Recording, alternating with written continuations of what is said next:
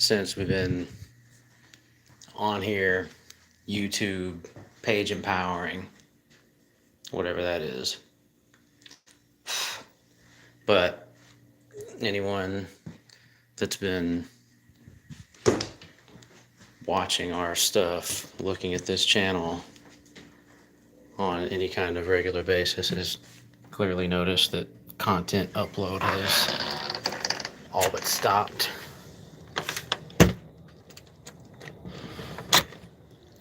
And I'm not going to get fancy with this because I'm about to tell the whole damn story. It's about time someone did. And I'm just going to walk around and probably have to recharge the phone. I don't know. I'm just like, this shit's just overdue. So, this is my version of the story. There's one other version. God knows if it's been told by the other half of this duo. I don't get on TikTok or Instagram or Facebook or anything like that to know what anyone. It doesn't matter. I'm just going to leave it at that. But here we are, right here where it all started, literally. And I guess in 2001, is that right? 2001, I was a first assistant manager at a Sonic down the street from where I'm standing right here, about a mile away. This was right about the time Sonic as a corporation began serving breakfast. When we started serving breakfast at our particular location, I was in charge of it as the breakfast manager. I was asked to take the shift when we started serving breakfast by our supervisor, KB, what up? And my friend and at that point boss, GM, Robert, what up? To make sure that we rolled it out right. And that went on successfully for, I guess a couple months. And at some point, Robert brought in his friend from another Sonic where he had worked with a person named Lawrence, aka Satchel Paige, to be the breakfast manager so I could continue on as first assistant manager, running various shifts during the week according to need of having me there to do food orders and scheduling, I guess. I don't know, just whatever. I was spread across my schedule. It doesn't matter, but that's how we met. And when that happened, he started opening, and I would come in at a certain time, I guess. Shout out to Patrick Bayq. And Patrick and I would come in and make a bunch of breakfast, put it in a cooler, and drive around the then highly undeveloped Cool Springs area, going to various businesses, office buildings, car dealerships, wherever we wanted, giving breakfast away as a promotional scenario to let everyone around here know that Sonic has breakfast now. As we began working together, we'll just use the stage name Satchel at this point. Mr. Page, however you want to, whatever. As we began working together, it became a thing for him to bring in a radio of some sort so that he could play music during the shift, especially before lunch when we got super busy, when there was just a minimal crew there and that kind of thing. And that was sort of how we kicked off together, because we both like to get high, smoking them marijuana cigars, aka blunts. Back in those days, cigarillos weren't really a thing. For all you youngsters out there, we had blunts. It said blunts on the box. Phillies blunts. Swisher Sweets, now blunts. But we didn't smoke those because they burn too damn fast. I smoke Optimo Sports. But these are cigars, not petty ass little cigarillos. Anyway, we like to get high. We figured that out pretty quick because he would smoke at work, go out the back door, maybe even smoke in the back of the restaurant. I don't remember, probably both. And it became evident that we both liked hip hop music, although we listened to two completely different styles of hip hop. I was born here, and my shit at that point was 666 Mafia. Anything to put out, I bought it. I had to listen to it. There was no YouTube or Spotify or any of that shit. You waited until you knew the disc was out, either by going to the store on a regular basis, talking to people, seeing it, or word of mouth. And as soon as you knew the disc came out, you went and copped the shit. And it was off the damn chain. That's all there was to it.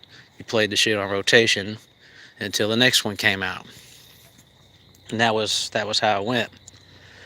So here he is coming out of Cleveland, even though he had lived here for some time. But he listens to Nas, Styles P. Let's see, what were the first CDs I could learn from him? Nas, this is about the time Nas, God's Son came out. Styles P, fucking, what was his first album? Gangster and a Gentleman. Cameron, Come Home With Me, to name the first three most significant ones to me that I heard him playing, that I ended up buying myself. He was hating on 666, of course. Then he found out about, he was in the truck with me one day, blowing, we're riding. I popped in Chronicles of the Juice Man. Or it might have been Project Pat, Mr. Don't Play. I don't remember what it was. But definitely those two got him. And so then we started trading CDs, letting each other borrow CDs. And that's how I began learning about the East Coast, the foundation of hip hop, New York rap. I mean, when I was a kid, I first got into rap with the Ghostbusters 2 soundtrack. Run DMC, Dougie Fresh. These are Ghostbusters theme songs, obviously. But I'm Ghostbusters fanatic as a child. And when that movie came out, I guess it was 89, same year first Batman movie came out, Michael Keaton, Jack Nicholson, which, of course, ran the box office over Ghostbusters 2 and Honey, I Shrunk the Kids, as I remember it. Anyway, that's how I found out about rap. Ghostbusters 2 soundtracks. But so that was the foundation of me really in rap, hip hop, until I met him. And now I guess I probably had some LL. I had, in high school, I had Busta Rhymes, The Coming, LL Cool J, Mr. Smith, shit like that. But I didn't really get into it. I think The Coming kind of scared me, as a matter of fact. I didn't want to listen to all that shit, but by the time I got later into high school and listened to Chapter 2, World Domination, there's some more serious shit out there. So anyway, that's how it went down. Fast forward a year, 2003, I had left Sonic. He was still there.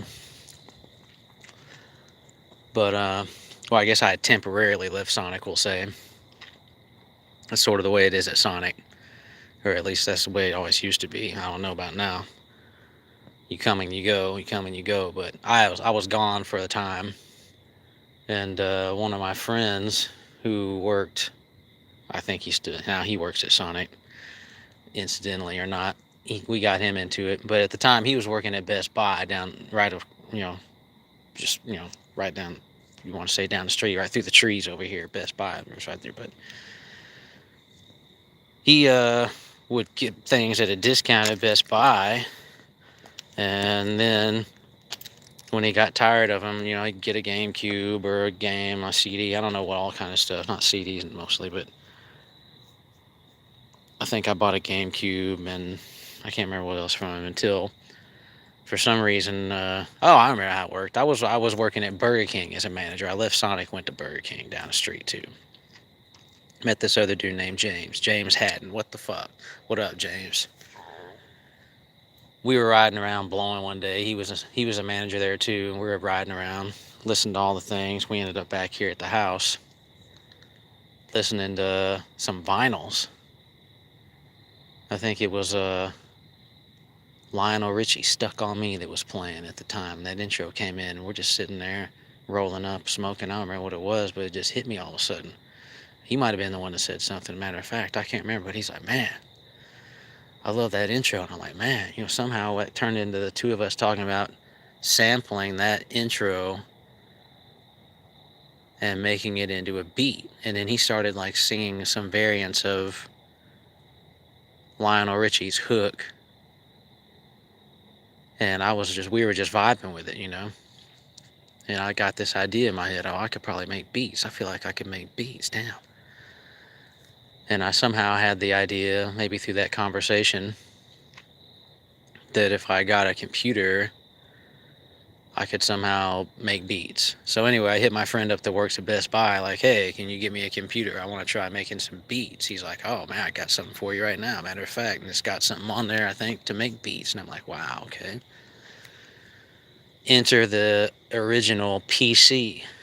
No CD burner, no USB didn't really exist at that point. If it was maybe brand new, this is like 2003.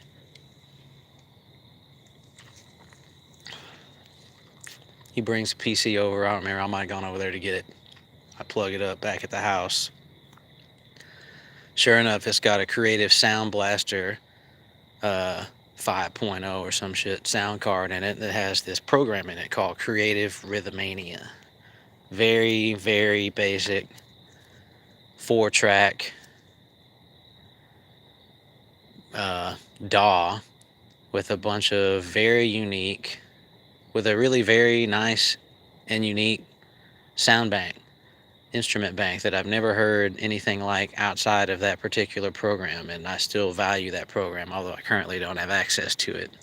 I'm working on that right now though. But anyway, I realize I'm going to need some kind of keyboard to really be effective at making beats with this thing. So I don't have internet.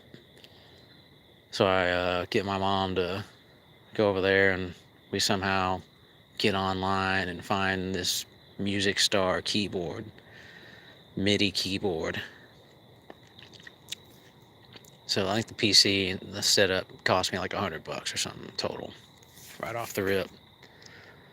And I'm like, oh, this is, I'll start make a little beat or two. And I'm like, wow, this is okay. I like this, I can't play the piano, although I did take some lessons as a child. It didn't work. It felt like it was going too slow for me, and I was not motivated at the time. The only thing I wanted to do is probably play Super Mario 3, or maybe that was right about the time I started playing basketball. But at any rate, it didn't transpire then. But so I get a couple of beats kind of made, and I have the bright idea to call Satchel, like, "Hey, I think I can make beats. Do you think you can rap?" And he's just like incredulous. "Well, of course I can. What the fuck? I'm on my way over there." And before this, anytime me and him kicked it, it was very short. Like, we kicked it pretty often, especially when we were both getting off work. We'd take a ride around here or something. Every once in a while, I might ride with him over to the CD store, and we'd buy some CDs, smoking. That was the whole premise of our hangout, is getting high. But it was always short-lived. It would be like, once the drive is over. I guess there might have been a couple of times I went over to his place or he came over here. But it was always short. As soon as we're done getting high, he's out. He's out. And so this is the first time he ever really came over and like hung out. Like, we got into some shit. He came over with a notebook or something, and I'm playing a beat or something that I had made and kind of vibing with it. And I'm just kind of, I can't remember if I had gotten the microphone at that point or not, but basically we're sitting there and I'm just kind of, I don't know what's going to happen, but he's like, I'm kind of waiting to see what he's going to do. And he's like, what are you doing? And I'm like, well, I mean, I don't know. What are you doing? I mean, what are we doing? And he's like, well, you got to spit some shit too. You got to write. And I'm like, nah, because I had no intention of rapping at that point. And even though I grew up singing and I love to sing, at some point, like, I never really sung in front of anyone, like at church maybe. Well, I mean, at church in a choir and stuff, but the only time I really sung to anyone or around anyone other than that was my girlfriend, who I had broken up. We had broken up by this point. She lived here, and I'd sing songs to her like we were playing something. Like, I remember we'd be listening to Lenny Kravitz or something, and I would sing along to her and that kind of thing. Maybe her mom too. Just incidentally, if we were driving somewhere, but not. I wasn't comfortable singing in front of anyone, and it would be some time before I sang in front of Satchel. But anyway, he's like, well, you need to rap. You got to do this with me. I'm like, all right, whatever. And that's pretty much how that started. And that went on with me making most of the beats, him making some beats here on my computer. Just making some together. And the two of us writing. And at some point, we started. I mean, I had a bunch of friends that I used to hang out with from Sonic, people that I worked with, and we'd all get high together. And a couple of those guys were like the Weed Man and stuff like that. But I remember at some point, at least one, a couple of those guys, Mark and Ryan in particular, I don't remember Clint. I mean, I knew that some of the people I hung out with were musicians or DJs or were into their friends' music in some way, but it was just sort of a passing thing to me until we started doing this. And I'm like, oh, well, we got to call Mark, or oh, we got to get Ryan over here or whatever. And so then the same group of friends that I was already hanging out with for a couple of years, just getting wasted basically. Now we're all doing that also, but making music. And so I think the first time I freestyled, the first time we really kicked freestyles was when we went to DJ Woot's place, which that was recorded and it's now released for anyone that would be interested to hear that. The recordings are pretty poor, but the actual first freestyles I'm pretty sure we did were recorded and they're released. It's called Into the Woot Freestyles Volume 3 by Page and Powers. It's there.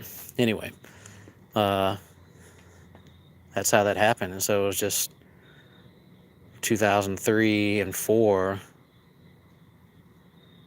Most of 2003, this probably started in the spring of 2003 and went through August. I think it was mid-August of 2004. And we just freestyling and making beats and writing a bunch of verses and then spitting them on different beats to see, just to improve flow and see what sounded good where. And eventually, I think in 2004, at some point we started making actual songs. I mean, this was before Hustle and Flow came out. Right before, incidentally, strangely enough. So like, if you've seen that, there's sort of this period they go through where they're just basically kicking freestyles, and one of the guys is like, "Hey, we need to make some actual songs. We're just wasting time." And that's pretty much the process we went through ourselves. And I was the one that was kind of like, okay, I don't know. We both made songs. We were making songs individually, solo things, and together, but they're just sort of sitting on the computer because I didn't have a CD burner. And so the only way he could hear anything was if he came over here. So he was over here like every night. And then other people would come most nights, a person or two maybe, but people from work would come and hang out and that kind of thing. But it was a thing, like it was a nightly thing for about a year and a half. And at some point, I guess in 2004, I was like, all right, we got a bunch of songs here. I'm going to put an album together out of this. And I can't remember if I conversated with him about that or not, but I know I did it.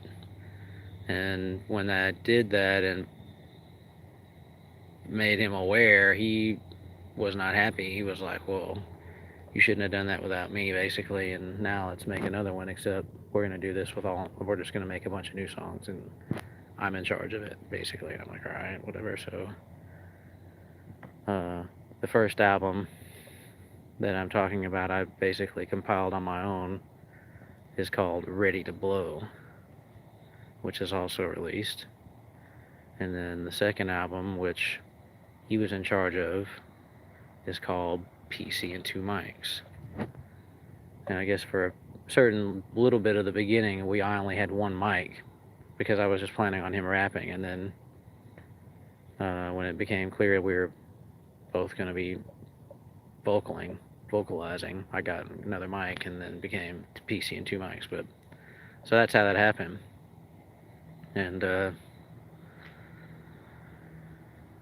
in August 2004, I went to jail, and I was just gone. And he was left without access to anything that we had done.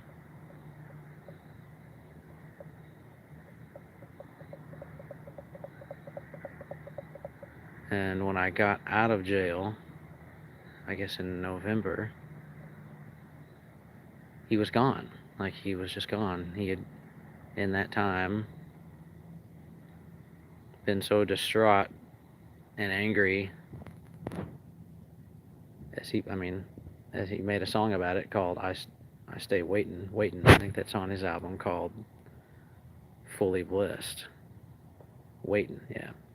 But that's the song, is basically about me getting out of jail and him talking about how he felt while I was in jail, not being able to listen to PC and Two Mics. And but anyway, I got out and he was on the road as a truck driver. And so, like, when I went in, I think the perception was that I was going to be in there for a year. And I got out after just a few months. So I'm like, well, he's gone. And he, I think, was coming through here. He would get breaks, and I would see him every once in a while, but it wasn't the same anymore. And I got offered a job in early 2005, May, I guess, April, whatever it was. 2005, I got offered a job in the Louisville area back at Sonic as a GM. And like, at the time, I was the youngest. Well, it doesn't matter. All that doesn't matter. But anyway, so I moved to Kentucky. Now I'm gone. And he's a truck driver on the road, so I would still see him every once in a while. He would come through Louisville. And that lasted for, well, I moved up there in 2004. What was that, April, May? And while I was up there, I moved around different places. But I guess I ended up back here, which is a story for another video related to my marriage, my former marriage. And I got back here in 2008, August, if I'm right. And he was still truck driving, but just I think during that 4-year time period, he was working with other people here when he was home a bit, to the point where he made another solo album called LD the Transporter, which is also released on my other channel, The Body Bag Man. Well, I guess you can find it on this channel also, but he made that album, and I made my first solo album during that time. And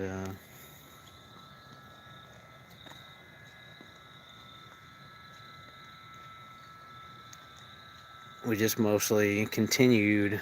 I was not super active at this point in it because I was married and my marriage was just fucked up, and I was fucked up, and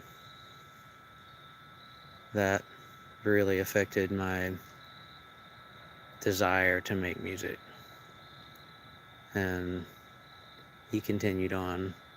He made a lot more music than I did during that time, and I've tried to get as much of that released as possible, but there's still a lot that will probably never see the light of day. And the marriage ended in 2012, we'll say, the end of 2011.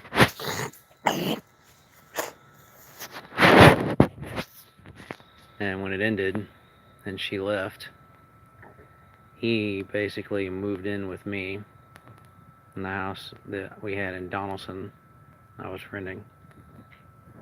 Had a nice finished basement. And so for the first time ever, at this point, both of us had individual studio setups, whereas when we started, it was only me that had stuff. So now his system is Apple-based, mine is PC-based, and we've got different programs. I've upgraded my system to some extent, but we set up shop in January 2012 in my basement, and it's difficult to describe the state I was in, but I was fucked up, distraught, probably the worst. 2012 was probably the absolute worst year of my life. But at this point, I had sung like a little bit here and there, just kind of fucking around, but mostly, just during freestyles or something. I hadn't really written anything with the intention of singing it. Well, I guess I did a little. I'll take that back. There's a few things. One song in particular that I wrote for my ex-wife on her birthday, our birthday, our anniversary, all of those things. But anyway, when we set up down there, I was like, I wanted to make music, but I didn't want to rap anymore, or I wanted it to be different. And he was very confident on his setup, and so I'm like, well, what if you do most of the production and I don't rap that much, I mostly sing. And he had never really heard me sing. So that time period, which lasted until, oh, probably September of 2012, before the two of us had a massive falling out related to the fact that I felt like he was he wasn't paying rent. He was not paying any bills. He was sleeping mostly at his place with his uh, girlfriend, now wife, and son. But he spent probably a good 50% of his waking hours at my place. And I never asked him to pay anything or anything like that. I just asked him to produce songs for me and us. And so it was sort of like we're working on a solo album for each of us and a duo album all at the same time. And it was mostly in his hands. I was doing some of the production, but he was doing most of it. And at some point I got angry because I'm like, you're here all the time. And even when I'm here, it seems like you're mostly working on your stuff. And I don't like that. I want to do stuff too. And I was wanting to, so it was me that got accusatory towards him, and he didn't handle that well. He defended himself, and we had a huge falling out. And he left, packed up and left, took all of his stuff, and that was the end of it.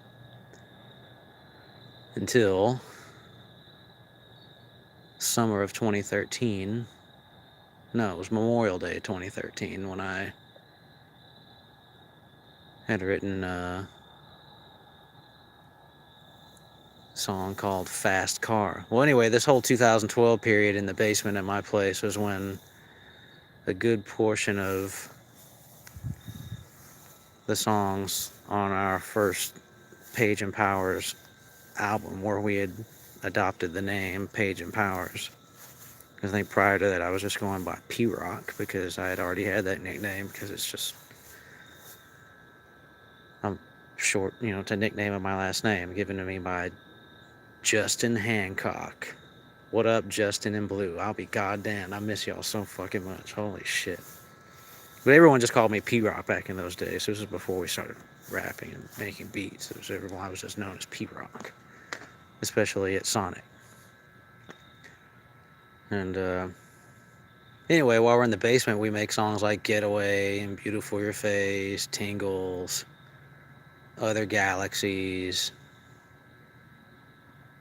Every Day. I mean, I can go down a list. Most of the songs on the Skies Where You Fly album were made then in their original form. And fast forward to 2013, I had written Fast Car, made that beat, wrote and recorded that song, and I had this idea for a video. Like, I wanted to have this older Honda Accord, kind of beat up, not super beat up, but old. And I thought it would be funny to make a video. Like, I wrote the song to be comedic and wishing for a fast car. And it seems like, as a side note, incidentally, I'll leave that. I'm not going to say that just yet. I'll say that later. But anyway, I got this song, and I'm like, okay, I want to make a video out of this. I wonder what it would take. Just a video to post on. At that point, I still had a Facebook account. Just to post on Facebook, and all my friends will think it's funny, because everyone knows that we rap at this point and all that. I'm like, well, I haven't done this for a while, and this will make my friends happy to see this. So I start hitting up, I think I Googled Nashville music video producers or something. And I put in some emails or some calls, I don't know, both. And one of the people, several people I think hit me back, but one of them, it got his attention. And so he invited me to his studio on Memorial Day 2013 because he wanted to talk about the origin of this song. When he called me, I think I sent him an email, and he's like, "Who are you? How'd you get this email address?" And I'm like, it was weird to me because I was like, I just told him, I Googled this, and your website popped up, and there's your email address, so I sent you an email. and now you're calling me. That doesn't seem surprising to me. It seems like what you would want if you set this up in this way. And he's like, oh, yeah, yeah. So who wrote this song? Who made this music? Blah, blah, blah. And I'm like, me? Who is this? And I'm like, me. He says, oh, me. Why don't you come over here and talk to me about this? Why don't you just come on over here? So I go packing over there. Shout out to Frank Green. And he's just like curious, basically. He's like, well, I like this. And what do you want? What are you wanting to do? And I'm like, well, I want to make a music video for this. And he's like, well, that's going to cost some money. And I'm like, well, how much money? And he's like, I don't know. What do you want to do? And, it could be a few $1,000s. And I'm like, oh, well, no, I'm not going to be able to do that. Sorry, I'm a poor guy. And he's like, well, so basically he talks me into, pitches the idea of paying him to,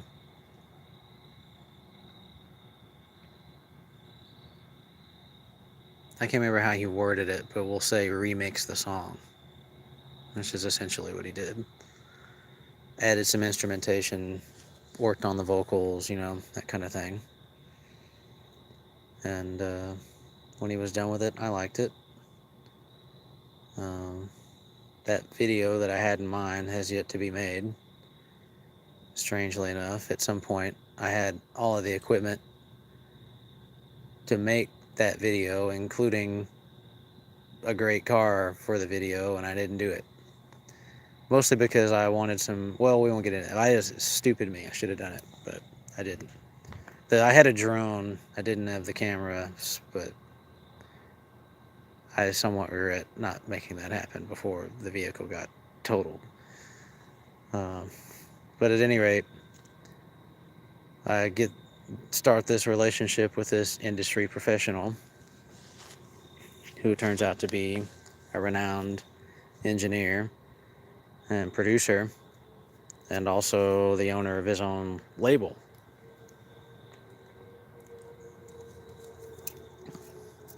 So he's like, well, we do this, we do this song and it's great. I'm happy with it. My dad and me, mostly my dad, I guess, our family,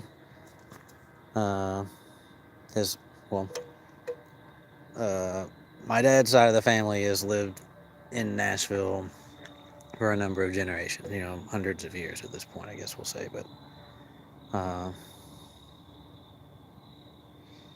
we've got family members that are ASCAP executives and, worked at RCA Studios when Elvis is in the building and that kind of thing.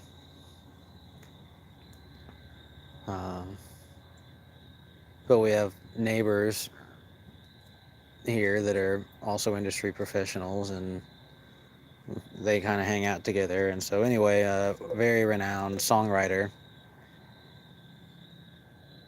country music songwriter, I'll say, without mentioning any names, because about what I'm about to say will give you the information you need to look it up if you want. No hard feelings, no accusations here, but the Fast Car song ended up in the hands of a renowned country music songwriter who apparently loved the song, and next thing I know, there's another song out called Fast Car, and some famous country guy's putting it out. It could be my imagination. It seems like maybe Tracy Chapman might have put that out first. I haven't looked, I don't know. So I'll just leave it at that. I'm probably wrong about that, but all that aside, Frank wanted more. After we finished Fast Car, he was like, well, what else you got? And so I start bringing all the old stuff over, piece by piece. And of course, the best, as far as I was concerned, and I should say there's also industry professionals on my mom's side. One particular family member I'm close to that incidentally knew for this. There is just, but I'd had opportunity to, through him, send some of our stuff we made in the basement that ended up on the Skies Where You Fly album to very world-renowned engineers. We're talking about Michael Jackson engineers type, one particular engineer that's mixed and mastered songs that everyone that would see this would know. And I'll not name drop. But that was part of the falling out with Satchel and I in the basement in 2012 because we weren't engineers. We were barely producers, and we were producers, but we didn't know anything about actual mixing and mastering at this point. So we sent several songs, as I remember, to this world-renowned, highly, one of the best engineers on the planet is listening to these songs, and he sends back some very kind but very honest feedback. Like, these are great songs, but he didn't say these are terrible mixes, but he described the mixes as they were. And Satchel took a huge amount of offense to this, and I was.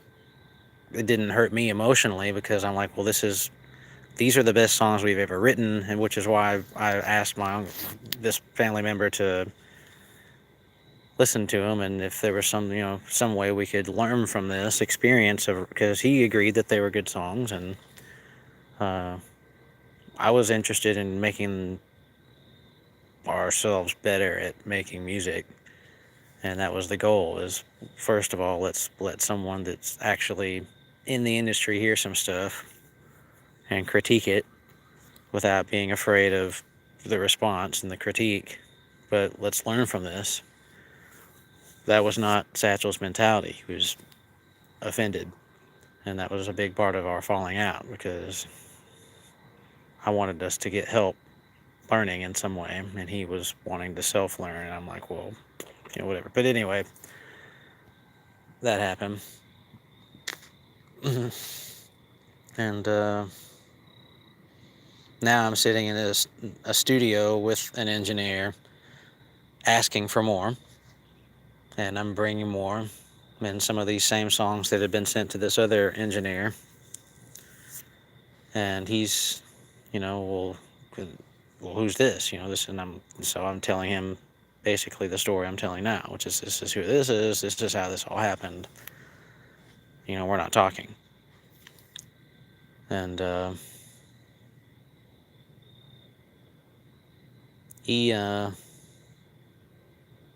I was somewhat discouraged by him to bring Satchel in because we had already had issues, and these were good songs, and we could make them solo songs of me, and I could rewrite the songs without him. Basically, was the idea presented to me, and I didn't like that idea. I wanted to work with my friend. I knew we could make more good songs if we could get along and agree with what the goal is and what we're trying to do. So I hit him up, and he, as I recall, somewhat reluctantly agreed to come to the studio and hear what we had done, hear Fast Car, which he of course had never heard. And he was mind blown by it, as I remember, and excited. And so now it's like, all right, now it was okay. Now let's see what we can really do here. And we've got someone that can really teach us. We're here. We've got good songs. Let's see what we can do with this. And I can't remember. I think the next thing I did, yeah, it was summertime. Summer 2013. So I'm here, and I make this beat. And I'm like, man, I like this beat. So I'm like driving around. That was the thing. Like, to me, that was maybe the whole point of beginning this whole process to begin with. That was a big part of calling my friend to get the PC in order to make beats, because I had just been, my thing was to drive around and get high listening to music, which is exactly what I've been doing with this friend that I mentioned, James Haddon. Before we came back to my place, we're listening to Stuck on You, and it hits me, oh, I can make beats. And then I think the the formation of that idea was, oh, well, I could make my own music and drive around getting high, listening to my own music, my own beats, basically. That could be fun. So that continues to be a large part of, I mean, that's the basis of my own mixing process now. Like, that's how I finalize a mix, is in my truck. And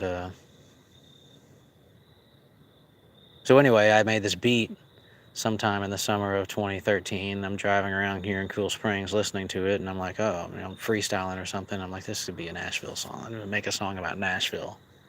Never made a song about Nashville. And there have been various freestyles, mostly by Satchel.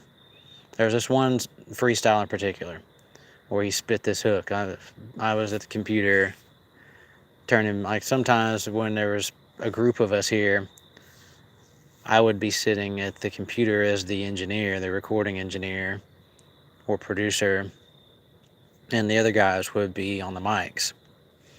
In one of those scenarios, him and Mark were freestyling, and he spits out this Nashville hook. Nashville is where they be making it. Nashville is where they be taking it. Surrounded by none of the states in sight, and run you over full speed like a Tennessee Titan. Come on! That was the original way it went. It's all recorded. That's on Cool Springs Sonic Crew Freestyles Volume 5, I think. Also released, if you want to hear that shit. But there's several. He spit that hook several times in several ways. Anyway, so I make this beat, and I'm like, I want to make a Nashville song. You know, Frank will like that. You know, I'm trying to impress Frank. Like, that's the goal. But I'm trying, you know, I want to keep it real too. I'm gonna make some bullshit under any circumstance. I mean, especially nowadays.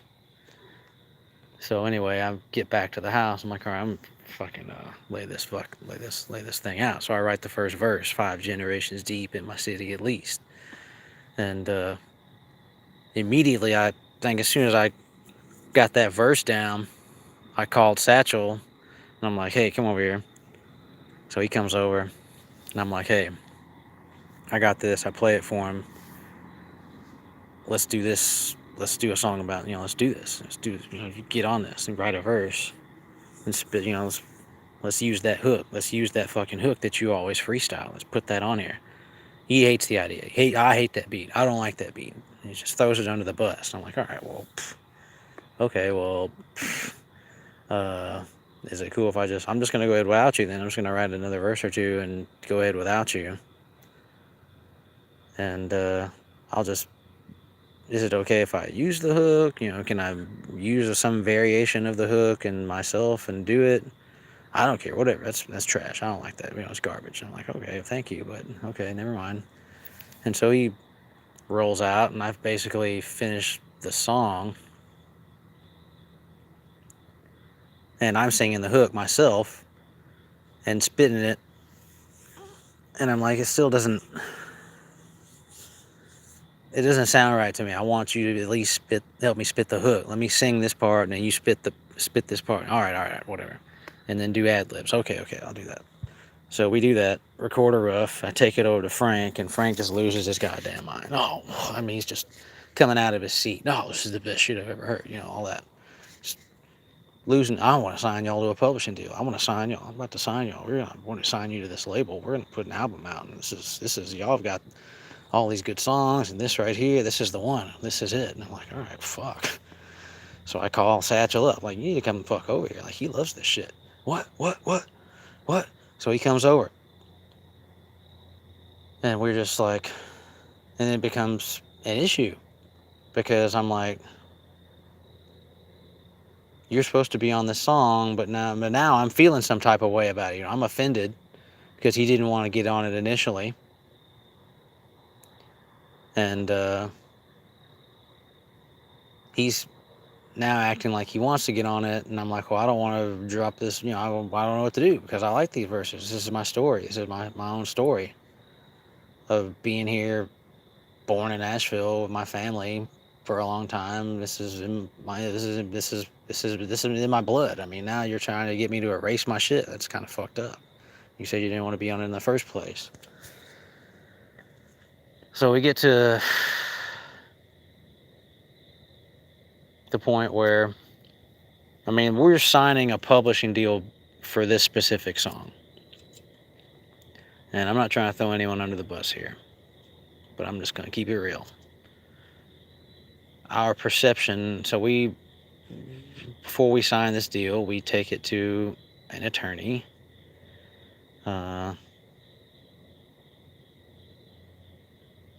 Sit down, have a couple of meetings with this guy.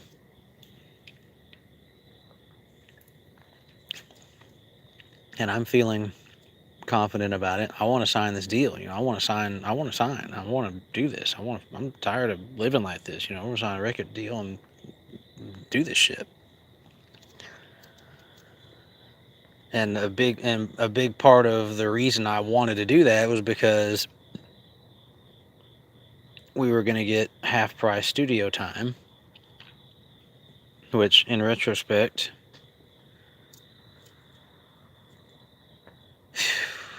I'm not going to get into that. But at any rate, Satchel was dissatisfied with the publishing deal. And I mean, we're mid-album production. And there's just drama that starts between Satchel and Frank. And I'm just sort of caught in I'm caught in the middle of this shit. Like, hey, y'all, let's figure this out. And the main thing is Satchel doesn't want to give up his publishing rights unless he knows X amount of some kind of promotions are going to be done to make sure that this thing pops off, Can't blame him for that. But personalities were clashing, egos were clashing. Let's leave it at that. Egos were clashing between the two of them, and I'm caught in the middle with this catalog of great songs, and I'm like, can we, I'm just like begging both of them, like, can we figure this out? Because look at what we got here. I mean, look at this. Listen to this. This is pretty good, and we got all these other songs we haven't even gotten into yet. Plus, we can write infinite more songs. So, can we figure this out? And they kind of settle it. We continue on and finish the album. And by this point, and as we work on the album, certain people are hearing songs as we go, like family members and things. And my family members, of course, love the Nashville song also. And there's so much drama based on that song that it got old to me real quick. I never wanted it to be a solo song, truthfully. It was supposed to be both of us. I got butthurt because he threw it under the bus initially, and then Frank took my side, and so I felt, boosted to be right about it. And but at any rate, this is the song. This is the main song on the album to everyone but me, because this is, according to Frank and the two of them, Frank and Satchel, were in agreement. This is the song to promote on the album, and I'm like, no, it's not. I'm like, this is a good song to promote, but I'm like, it's like and let's also put in here that Frank changed the instrumentation of the song almost completely. Like, this song transformed from a straight hip-hop East Coast type beat that I made into a pop song, which I did not like. I shouldn't say that. I liked what he did. I liked the song as he did it, but it's not what I wanted. I'm like, this is not what I wanted. This is supposed to be both of us hip-hop song. Like, Nashville's known for country music. I'm like, you got Young Buck or whatever, but that's still, I felt like the whole G Unit Young Buck thing was still a 50 Cent G-Unit sound. I mean, he joined G-Unit. It's like an East Coast group, a New York group. And even though whatever their connections going back to New Orleans and here and all that are what they are, to me, those works are still East Coast type things. And this was no different than that, I guess. It didn't sound like a 666 Tennessee type beat, 8-Ball and MJG type beat, Quanti Cash, if any of y'all know anything about that. This was not like that. This was like an East Coast beat that I made, but still. And now my dad's jumping on this bandwagon like, oh, this is it. Oh, y'all want to make a video? I'll loan you the money to make a video. Oh, now it's just, that was it. I mean, that was the cherry on the sundae when everyone heard that, meaning Satchel and Frank. There was no way I was going to win this. Like, I really wanted to do a video for Getaway. That was my shit. I was like, we need to do a video for that. And I was like, that's the best song on this fucking album, was Getaway. The beat's the best. The flow is the best. It's you flowing at your best, writing at your best. That's your badass beat. I love that beat. And this is me singing the way I want to be heard. This is just me singing a fucking hook and you spit and flow. I'm like, this is the best song. Like, we can make the best video out of this song, which of course has yet to be done. Well, we got to drive down to Florida, blah, blah, blah, and all that. Well, we can do that after. Let's do that next, but let's do Nashville first, because that'll be the one to really promote and get y'all going. I'm like, all right. So I agree to this loan from my dad that Satchel and I are going to pay back 50-50. So we shoot the video, and his biggest fan, amongst others, I guess, I don't know, I can't remember exactly, but I remember one person in particular that was a friend of his from work, I'll leave his name out, really threw him under the bus for this video with the cowboy hat and the red shirt.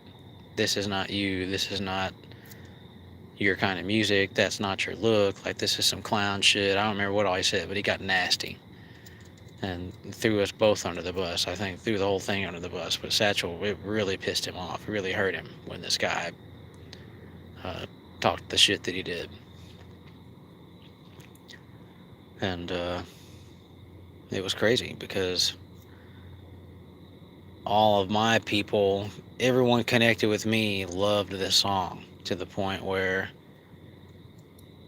people are sending it to radio stations as radio station listeners. Again, this is before Spotify. I guess maybe Spotify existed in this is in 2015.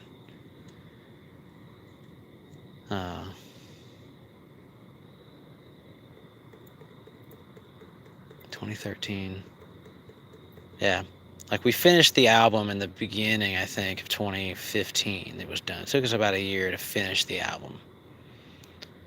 And we shot the video, I think, in June of 2015, and released it in July. That might not be right. I'm pretty sure that's right. Might have been August. But,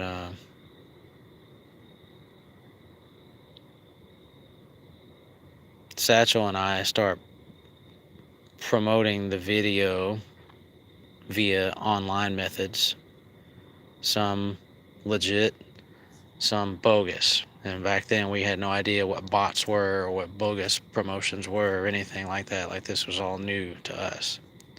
And he was the one that found some of the bogus ones.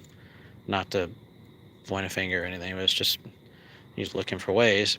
He was pissed off that we weren't getting the promotion that he felt like we agreed to with the publishing deal for the song. But at any rate, the song ends up getting radio play on 107.5 The River. And it becomes a thing to the point where another duo, couple of white guys, I can't remember the name of them. I could look it up, I'm not going to though. Anyway, they make a parody song out of it, like a comedy thing out of it, basically mocking my lyrics, but mimicking the hook in particular and the beat, called Welcome to Nashville. And they've since built a whole tourism business upon this song and been very successful at it, not to mention the song itself being successful. And that was just the last straw when that happened for Satchel. Because these guys, in retrospect, I think had we been smarter about it and not been at odds with the publisher, that we probably could have gotten these guys in a courtroom and been like, look, you motherfuckers, fuck y'all. You know what you did. We can show what you've done.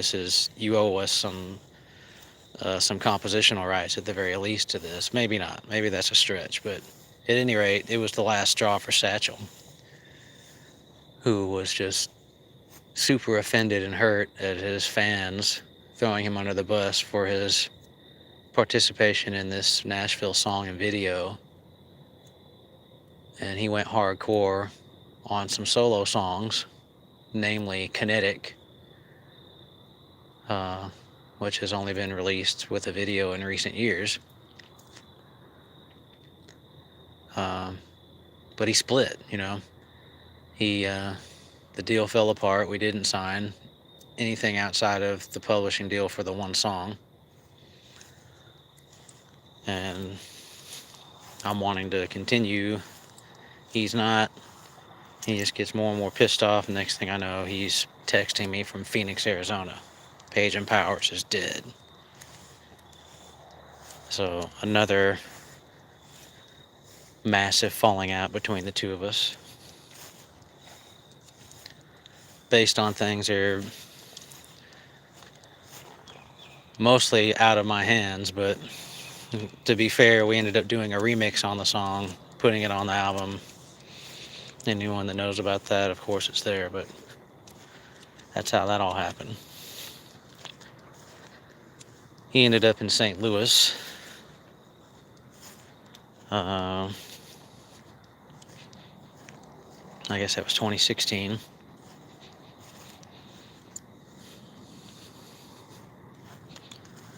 And I never heard from him again until 2019, as I recall, where he's inviting me to come out to St. Louis. I think he sent me a couple of tracks via email. One in particular I can think of, freestyling, inviting me to come out and let's start back up. Why don't you come to St. Louis and we'll make another album? I'm like, all right. So I do. Make several trips out there at my expense. We record 10 more songs, both of us. He's the producer.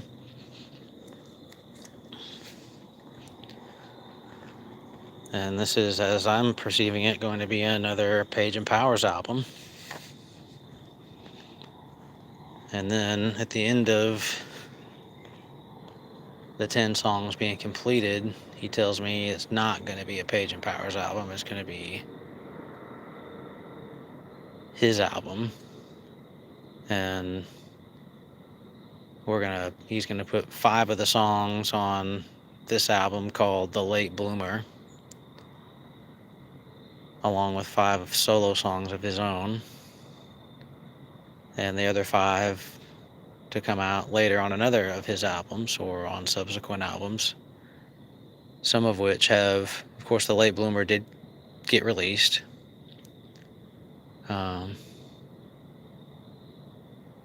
And I guess, well, I'll continue this before I go into that, but some of those 10 songs still have yet to be released. I don't have them. He's still gatekeeping, basically, some of those songs. And there are several songs that he's asked me to get on in recent years. One called Keep the Love Flowing, for instance. There's a couple of collaborative tracks with Trenton Rasmussen and St. P-roc that he's currently gatekeeping as well. I'm just like, why do you want to make a song and not release it? Like, why make a song and not make a video? I don't understand why make a song? Like, do you literally sit there and listen to these songs and that's all that matters to you is you listening to them? Because I'm just like, it doesn't serve my ego at this point to release a song. It's just like completing a sentence. Like, I wouldn't end a sentence without a punctuation mark. It's just, we can make songs and videos, so why would we not? It costs us nothing other than expenses related to the project itself. We have everything we need, so why would we not? Yeah, here we are. So anyway, the Late Bloomer album is complete. The Nashville video has been sitting on YouTube as the only video outside of the live performance video for 5 years. This is 2020. And I'm like, he and I are both really wanting to make videos, make some more videos, and we're trying to figure something out. And I think in the process of, in that 5 years, I made my solo album called Human, and had sought out another video producer successfully and done a couple of videos for that, the first 2 tracks on that album. And it kept communicating with him over a span of, I guess, 2 or 3 years. And so I reached out to him to say, I pitched him a couple of tracks from the Late Bloomer album. And he wanted to do the videos, but he wanted money that we didn't have. And incidentally, I had met someone. I can't identify this person because I never met this person, but apparently a woman in Alabama. But was communicating with her regularly, and she's a web designer and had done some kind of very minor video editing. And I'm just talking to her about this situation. Like, we've got this music and we want to do these videos, but I can't afford to pay the guy and he can't either. And it's just upsetting. And she's like, well, why don't you just do it yourself? And I'm like, because I don't know how. And she's like, well, look at what you can do. Like, you're making all this music. Maybe it's not a whole lot different to make a video than it is to make a song. And I'm like, she gets me thinking, basically. And I'm like, I learned a whole lot about music production and mixing and engineering, spending a lot of time basically being mentored by a professional, of course at my own expense for the most part, in his studio. But I mean, my skill set was upgraded tremendously during that time period from 2013 to 2018, we might say, 2020. Well, even up to 2022. 2023, I guess, maybe when I last worked with him. But she kind of talked me into, she talked me into driving back out to St. Louis and making some videos our damn selves, And so I'm like, all right, we're just going to do this. We'll just use my phone. I'm not going to invest in any kind of equipment until we figure out if I can actually do this. So I ride out there and we shoot My Day and Loving It on a weekend, I guess. I don't remember what days of the week it was, but I go out there and we shoot both those videos, just the two of us with my phone.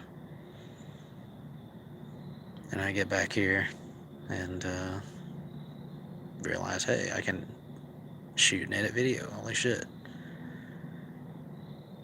And to me, and I guess I realized at that exact point when I first started editing, sat down and opened Premiere Pro for the first time to edit My Day, that in my opinion, editing a video is way easier than producing, recording, mixing, and mastering a song. Like, way easier.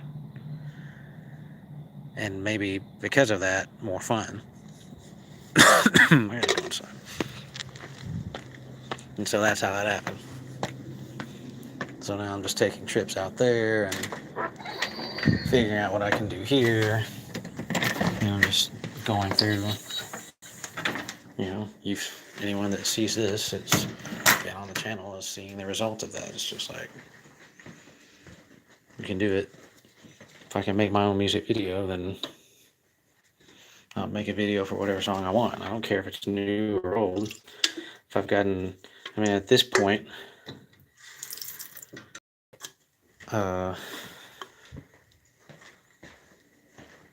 like for instance, people say, I just put that video out last month. We shot that in July, I think. I wrote that. That song is old. I wrote that song in like 2015 or something. Like, that's an old song. But I just had an idea based on this new camera that I got. Got this full spectrum night vision camera. And I got the bright idea to do part of the video with the night vision in this creepy kind of way. Like a Blair Witch kind of style thing was the intention there. But like I said, that once I realized that I could do it and how easy it was to me, how much fun it was, I was like, well, shit, I'll just make a video for whatever I want now. So that's how that happened. Or that's how it continues to happen. Like lawn chair also. I made that lawn chair beat.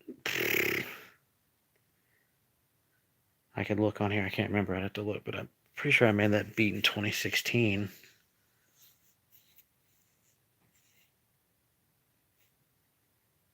So, but anyway, I could go down the list of songs like that, like people say, like that's an old ass song. Like I only pulled that out because I had an idea for the video. There's no real, like people involved in my life, right now might look at that and say, oh, well, he made that in response to this incident or that person or something. No, that's an old ass song. That's an old song. It's just incidental that I busted that out now.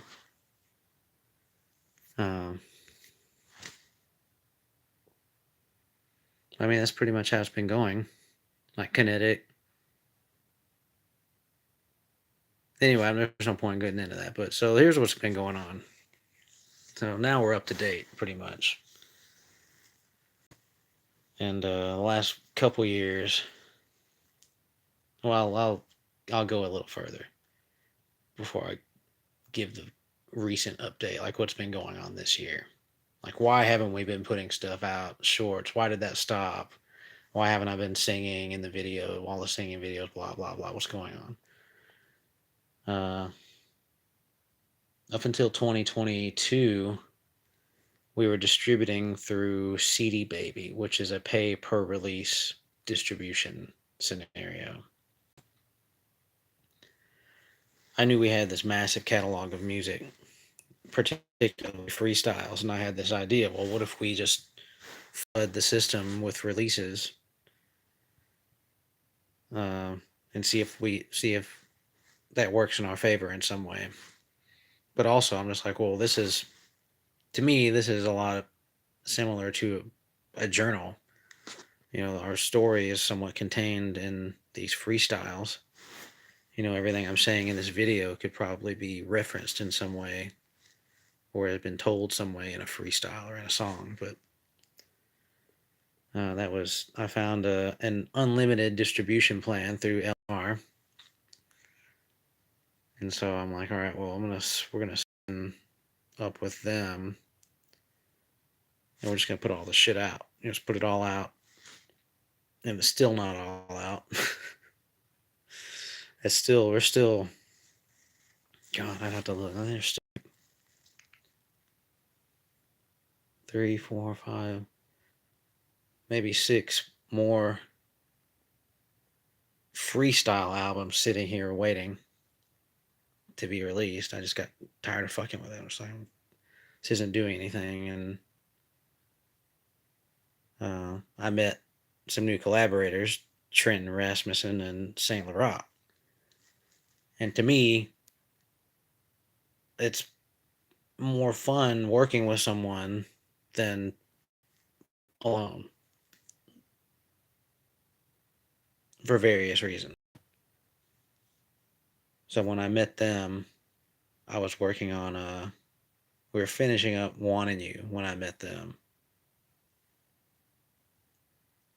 And that's gone well. That's gone real well up until recently, which I'll get into in a minute. I guess I'll get into it right now. Fuck it. Well, before I do that, I'll say that sometime over the past few months, this year, I don't know how long I've been putting out putting out shorts every day. I don't like it. I want to make shorts. I don't like short form content myself as a viewer. The science tells us that it's harmful to the human mind to consume short form content. There's no arguing that away. At this point, the data is clear. Short form content fucks with your brain, fucks with your attention span, fucks with your perceptions. It's not healthy as a human being to consume short form content. So there's that. Then there's the fact that I really don't enjoy sitting here going through stuff and making short form content.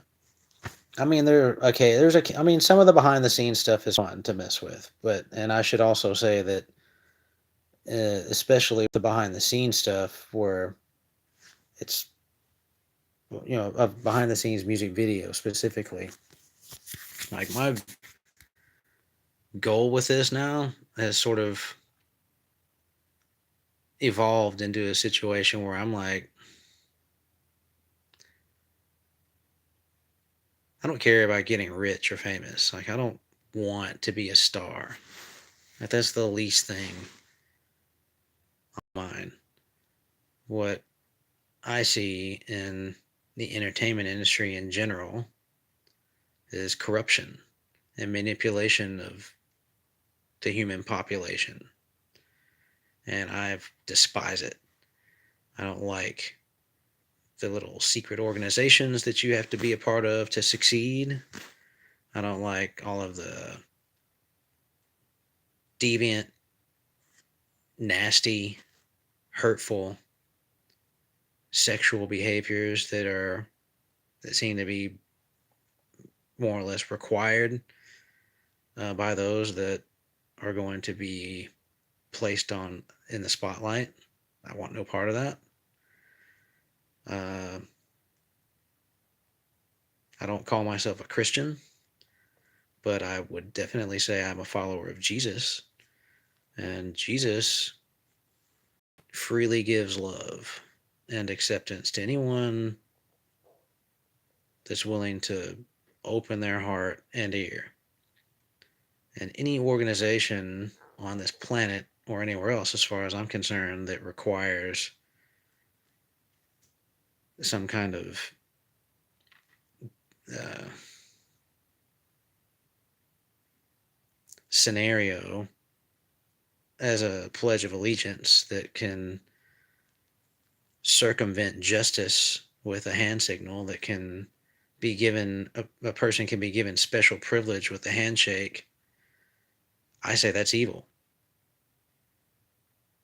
So take that however you want to take it. If you're a part of those things, that's your thing.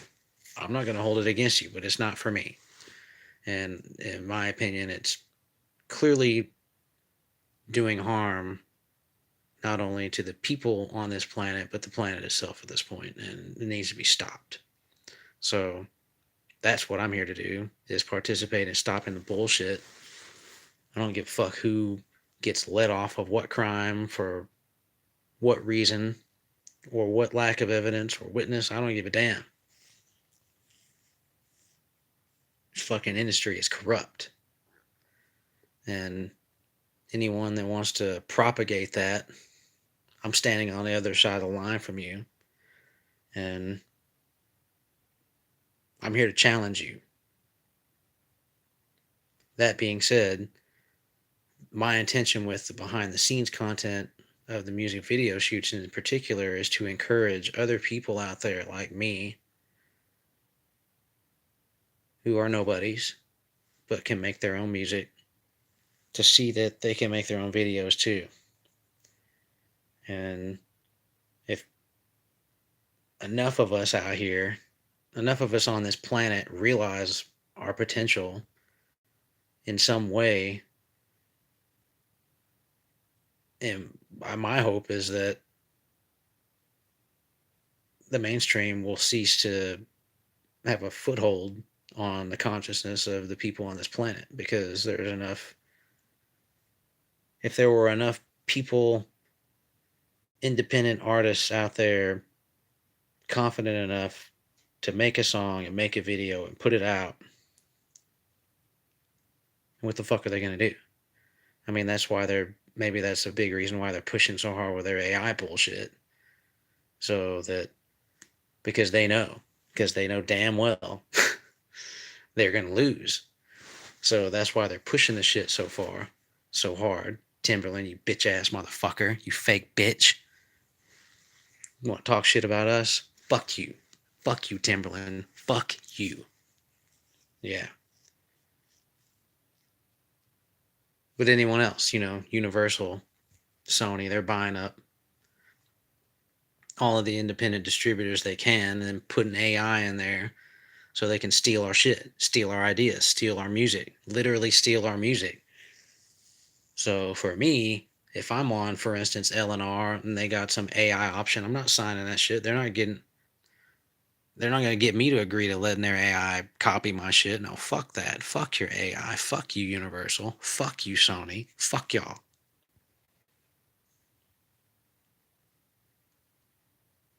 But I mean, that's it. That's where I'm at with as far as I'm concerned, the behind the scenes content, I'm just like, or the short form content, I'm just like, whatever. I don't give a damn. I don't give a damn to promote this channel. I don't give a damn to get rich. I don't give a damn about any of that shit. The only thing I want to do is encourage others to keep it real and do their thing at this point. So that being said, to me, that's the one big positive out of the short form behind the scenes content, is that hopefully when I tag DIY music video or the like, there's some other artist out there similar to me that sees that shit like, oh wow, they're just fucking around and look how it turned out. Oh wow, they're just out. They just went to this random. They're just doing whatever they want. Look how it turns out. It turns out good. It's nice. This is good. You know, encouragement. We gotta lift each other up. Is how I feel. I'm not gonna shoot a motherfucker down because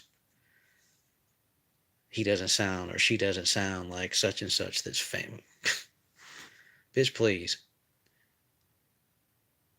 I'm not even getting into all the ways that these stars steal our money, steal our shit.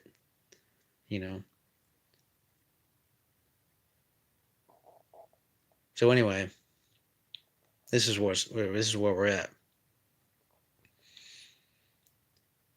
I got tired of making shorts, so I stopped. That's all there is to it. I'm tired of it. I'm tired of doing it. I ran out of things here. I came to a point where I ran out of stuff that I felt like I could even sit at the computer and tolerate chopping up into shorts. And I could sit here and apply to jobs all day long where they want me to hire me as a video editor. They want to hire a video editor to regurgitate the same thing over and over again. I'm not doing that. I'm not doing it for them for money anymore than I'll sit here and do it for me, for the proposition of getting more subscribers. I just don't care. So that being said, when I stopped releasing short form content, one of my collaborators seemed to take offense to that because his channel and his music seemed to be feeding off that to some extent. He kind of tried to call me out on it, and I'm like, I don't care. You and I have different motivations. So you do what you want to do, and I'm going to do what the fuck I want to do. And that was fine. Up until a couple months ago when we're about to go deep right now. We're about to go real deep on some real shit.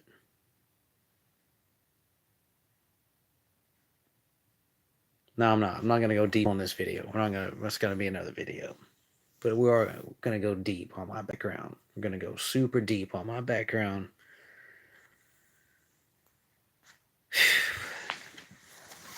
In various ways.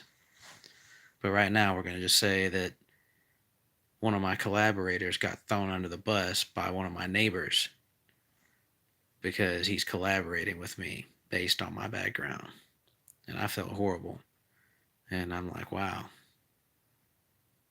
And of course, he was livid and concerned. And ever since then, he has been slowly backing out of collaborating with me. In which I have told him from the beginning, because it's not like he was not aware. You know, I've been completely open. I'm an open book when it comes to my background. Why? Because it is what it is. As far as the availability of certain information, you know, we all have an online presence. I don't have a Facebook page, but I've got my face plastered in other places that make me look, that brand me a certain way. And that's something I have to deal with the rest of my life on this planet as far as I'm concerned. But it's not. That being said, I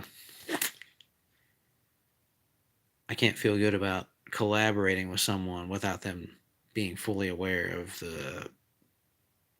of my personal scenario, because I don't want anyone connected with me that's not up to the task, because it's a fucking task. But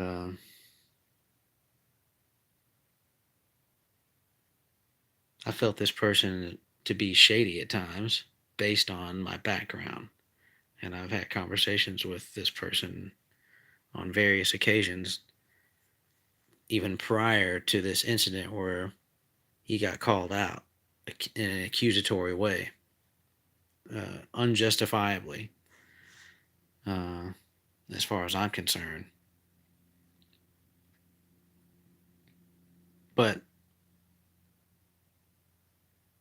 I can also understand that perspective. So I can't, and because I can understand that perspective, I made sure that he was aware from the get-go. But what's taking place here is basically,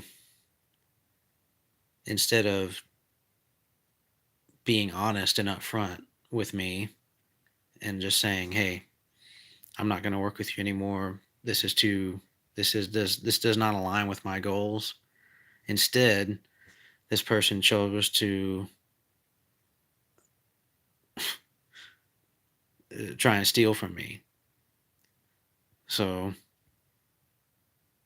I'll just lay it out. E and I were in here brainstorming on a new song, going through my computer, my beats. I got a catalog of beats just sitting here unused. Mind you, this person is a gifted producer. Great beats, great instrumentals this person can make on his own. But we're going through my shit because that's what he wants to do. Let's go through your beats. So we're going through. So we pulled something up. I pull something up. Oh, I like that. He chooses this one. to be a prospective song. I'm like, all right, hell yeah. Been sitting on this beat for 11 years. I made this beat in March 11th, 2014. I've had a reason to know this recently, and I'll get into that in a second. But been sitting on this beat since 2014. So I'm like, oh great, I've never done anything with this. Let's do it. So we're in program, and I export him an MP3 file and email it to him so that he can brainstorm on it. Just think on it. And I was going to do the same, which I did. A week or so went by. I don't know, maybe 2 weeks. This was probably in June or July. I think it was in June. I can't remember. It's all on saved on a computer. Anyway, I'm not looking at it right now. Anyway, a short period of time went by, and I was just like, not feeling it. I was like, this doesn't feel right to me. I don't want to use this beat. Doesn't feel like something because we were talking about a certain topic, a song about something, and it didn't feel right. I'll just say it. Hot Summer. That was going to be the name of the song. Another summer song. So anyone out there that knows where I'm going with that, I'll just leave it at that. But I didn't like the idea. It didn't feel right to me, so I'm like, I don't want to do the summer song on this.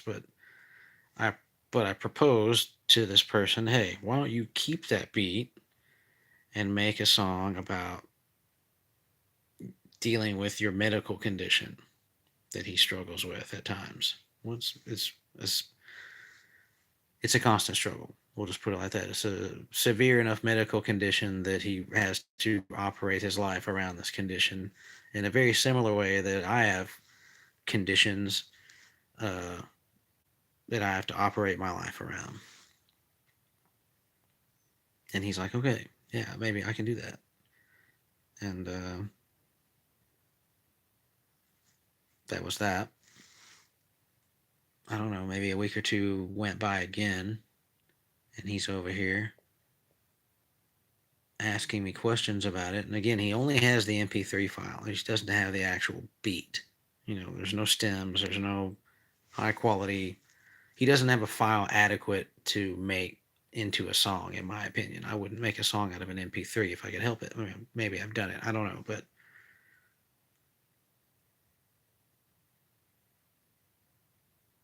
he's wanting to change the beat in some way. He's wanting to change the key of it. And I'm like, why do you want to do that? Well, it's supposed to be, it doesn't sound sad. I'm like, this is supposed to be, no. I'm like, you're not changing the beat. If you want to change the beat, that's out. I'm like, you're not using it if you're going to change it. Well, I would think it should be, it makes me sad, this medical. I'm like, no. I'm like, no.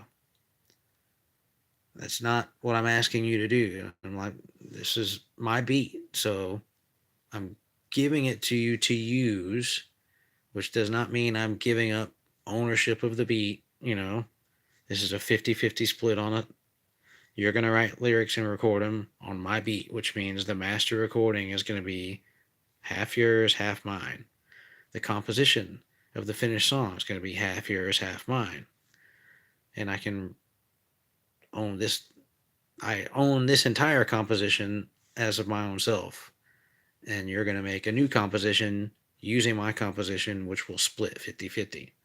So that being said, no, I don't want you to make a sad song. You're not changing the key to make this a sad song. I'm sorry for myself song.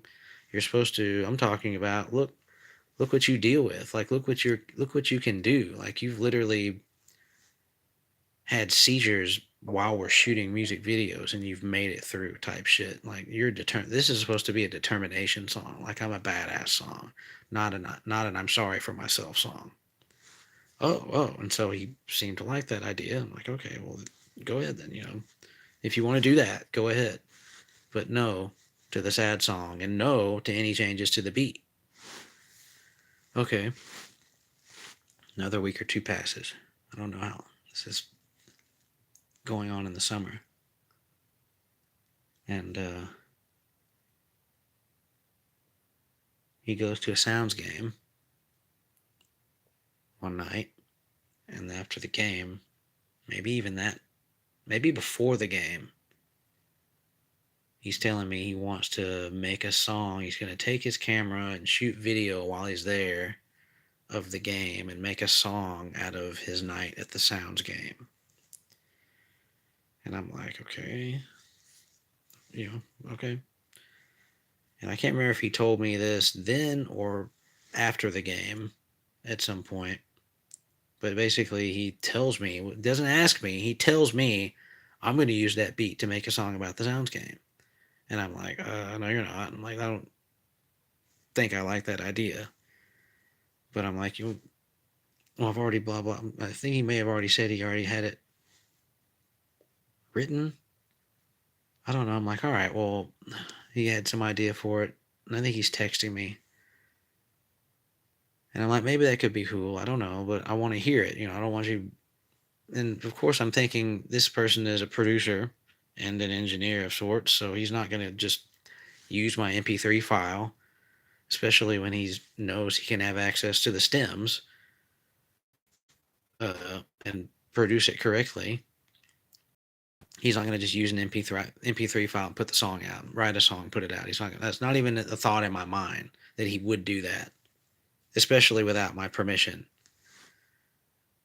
So basically, we're talking about him using this beat to make a song about going to a ball game. And so I'm trying to be open about it. I don't like the idea, but I'm trying to be open about it. And I'm like, maybe that could be cool or whatever. So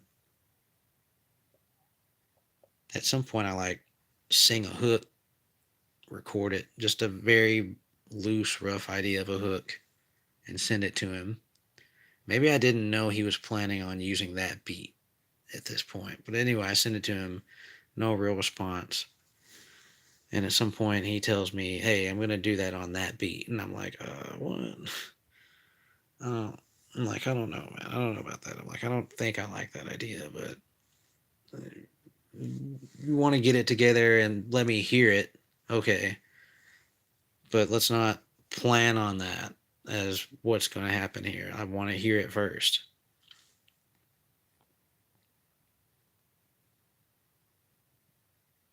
And so at some point,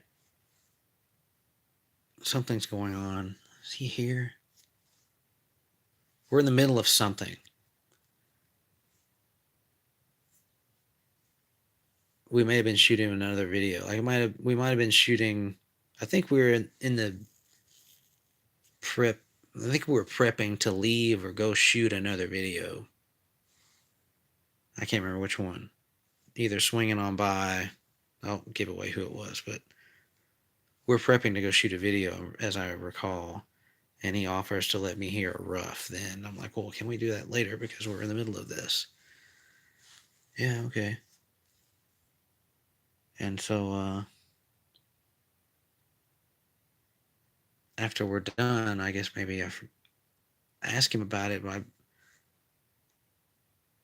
been chasing him down for like the last month at least to hear this rough of the song so I can A, approve it or not, and B, discuss ownership of the song, because it's my beat.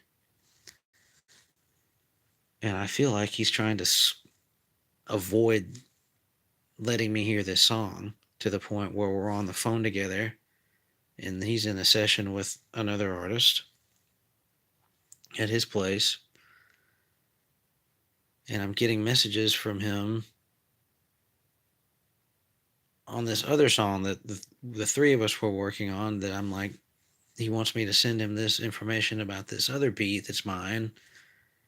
And I'm like, whoa. I'm like, what? I'm like, you're not getting that. Like, I'm sending you that. Like, I don't want you to have that yet.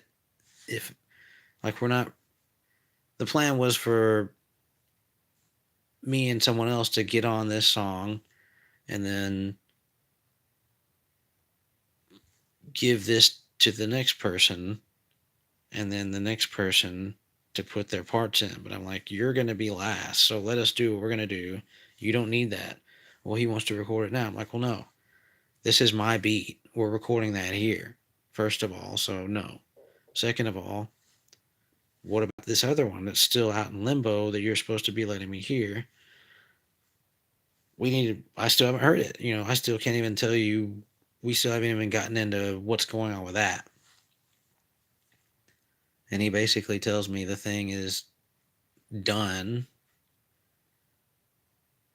and he wants to do like a 60-40 split on it. I'm like, well, I haven't heard it, so how can I even agree to that? But uh, I I can't really agree to that. I'm just like, I don't even have anything. I mean, I've done splits various ways based on the composition, based on who did what, and I don't know what we've got here. I gotta hear what you've got. Crickets. I don't get it. I get nothing from him. I'm like, all right, working on other things, whatever. But I'm thinking this is getting shady because I'm like, weeks are going by, and you're making it seem like you're still working on this song, but I'm not getting anything. I'm not getting any opportunity to hear this. And so last week, uh,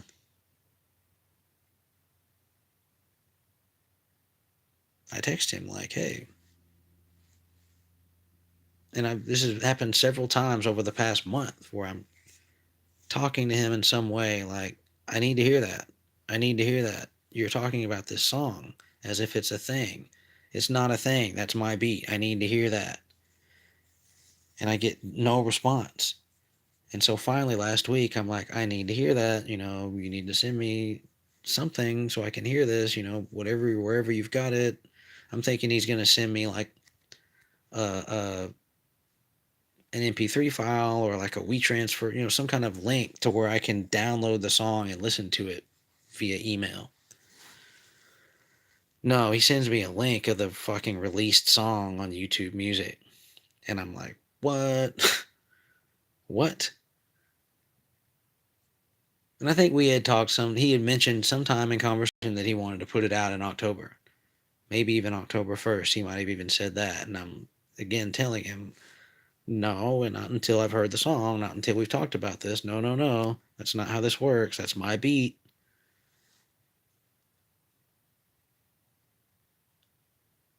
I'm telling him, you're being shady about this. And so finally he sends me this link. I pull it up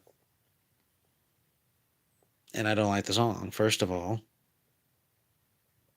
And second of all, I've gotten no credit as producer or composer.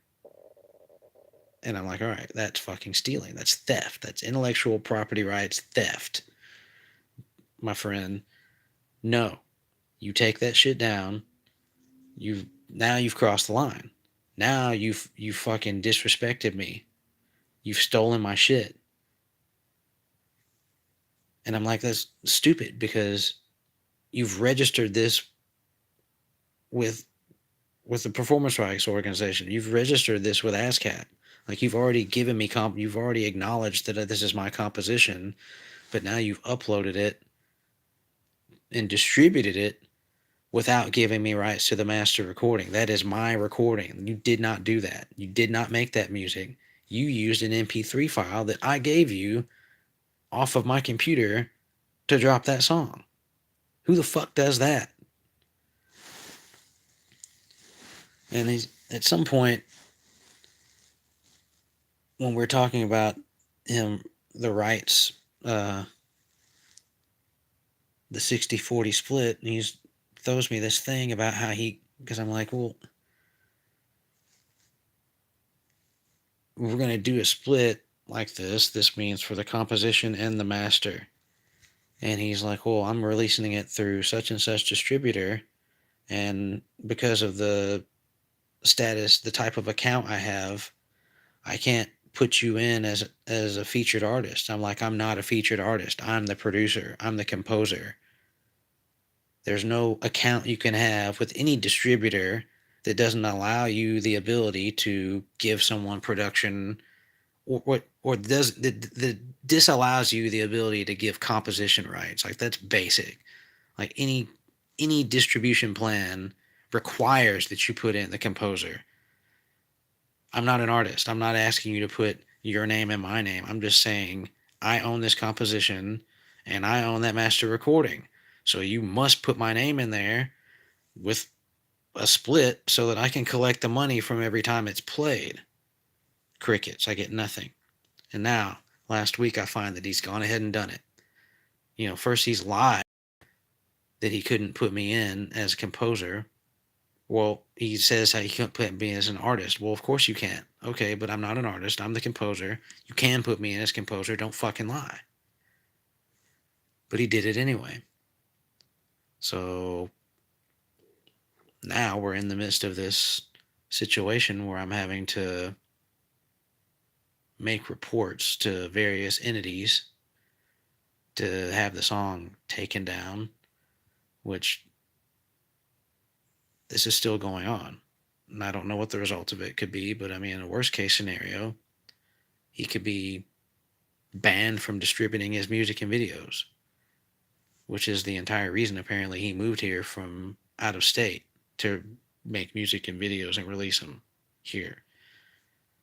Well, if you get banned from releasing your music, doesn't matter what fucking state you're in, you're just banned. You're just fucked. So I don't understand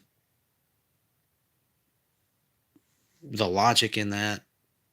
I don't understand a gifted producer wanting to steal from another producer, especially when the other producer is accessible and willing to work with them in making an agreement. It's just, to me, it's just straight. Now it's just become straight fuck you by this person. So now I'm just like, well, fuck you then. And if you're going to do this, then I don't know what to tell you. I'm sorry you feel that way, but I've enjoyed working with you. But since you want to be shady and you are now unresponsive, given this childish silent treatment, it's not going to help you, because I have all the documentation necessary to claim ownership of that. That copyright belongs to me. So that's gone on. Meanwhile, I've been working on another song with Satchel Paige. And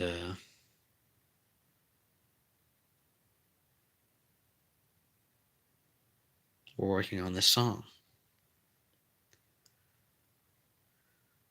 Whew, man. We had a conversation maybe a month ago,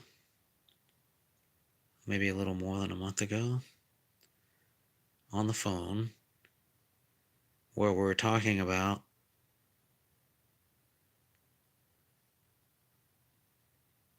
avoiding crossing each other's personal lines of beliefs in our music. Specifically, his political beliefs. I have no political beliefs. All right? I can't fucking vote. First of all. Second of all, why would I vote?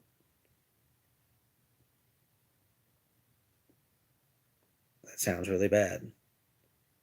But the reality of the United States of America, particularly since Citizens United was passed, but if you want to take it all the way back to the Federal Reserve Act in 1913, the political system is bought. Lock, stock, and barrel at this point.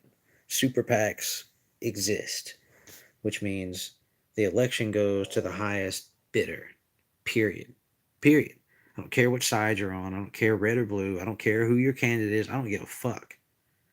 You follow the money in this, and there it is. I don't give a fuck what anyone says standing on any podium about what they're going to do or what they represent. I don't care. They represent the ones that's funding their campaign and funding their office and giving them what they want in exchange for them passing. And I mean, it's really easy to point at this particular president and all of his billionaire cronies. All right, it's really easy. It's so public. But let's not pretend like this is new. So many of us want to pretend like this is new. It's not. It's been going on. I mean, especially since 9/11. I mean, especially since Reagan. Let's just put it like that. But I digress. Our conversation was to the effect of, I don't want that. I don't want you talking about that. I don't want to be on a song where you're talking about that. That's me saying that. And me making the analogy, offering the analogy to him, who I've known this man for 25 years now. I never saw him take a political stance until Obama.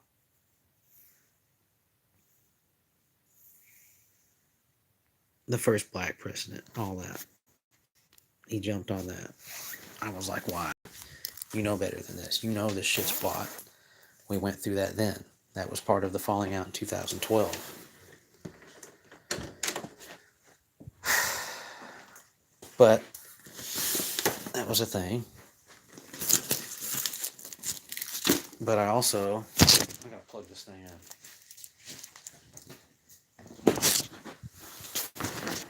Never knew this man to take any type of negative stance on homosexuality in any form.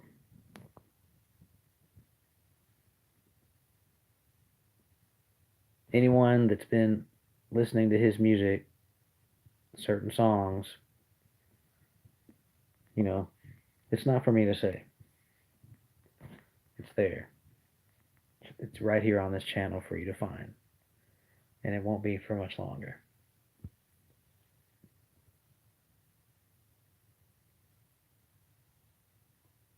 But I put it to him like this: I'm asking you not to talk about your political beliefs on a song with me. You make your songs how you want to make them. That's not for me to say.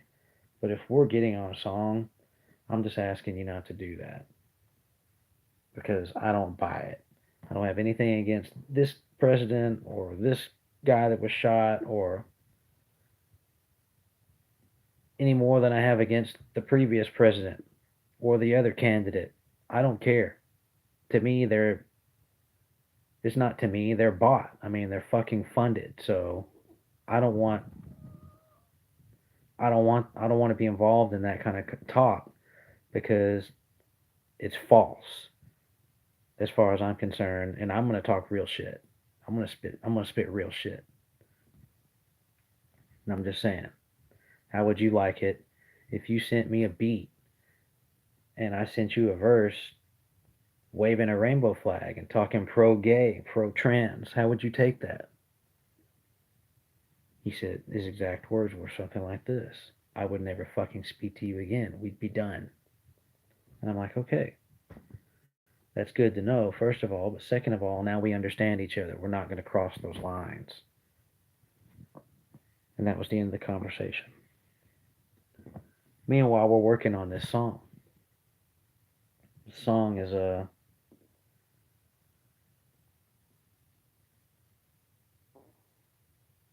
well, we had another conversation a couple weeks later. This was last month.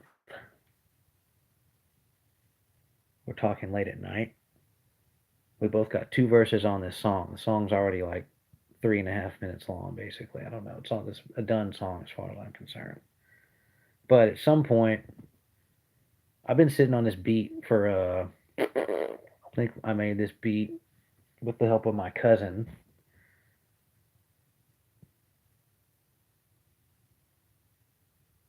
With the input of my cousin, I guess I should say. He did nothing other than say, ooh, do this, ooh, do that, ooh, I like that kind of thing. Which I'm going to give him credit, give him props, because he was going to write some lyrics and get on it and decided not to. But anyway, we made that beat. I think it was 2018. I made that beat that night. One night we were kicking it at the pool. We came up here to kick it for a minute and go back down there and made this beat right quick. So I've been sitting on this beat for a minute. And when Satchel heard the beat, he just lost his shit. He's like, typically does not get super excited about beats that I make, which is fine. But he got excited about this one and has mentioned it at times over the past few years since I made the beat. Oh, when you gonna do that? Oh, I can't wait till you bust that out. You know, that type of thing. Oh, can you get on that? I'm like, yeah, of course. So anyway, I bust the beat out just in the last month or so. Like, let's put this thing out. Let's do this because I wrote. This is another instance where I wrote a couple. I wrote this song in 2018. Like I wrote these verses the same night we made the beat. There's a lot of songs. Like I got a lot of songs that I wrote a decade ago or more that are just sitting here unreleased. You know, a lot of songs I've written in the past 5 years that are just sitting here waiting.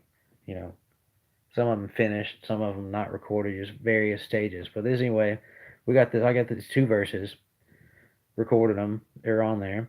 So I sent it to him. He writes two verses. They're on there, and we're talking late at night. This is done or not? You know, because at some point during the past few years, talking about this beat, oh, we're just gonna make this like, you know, we're just gonna flip out on this song, and make 10 verses. You know, just fucking around.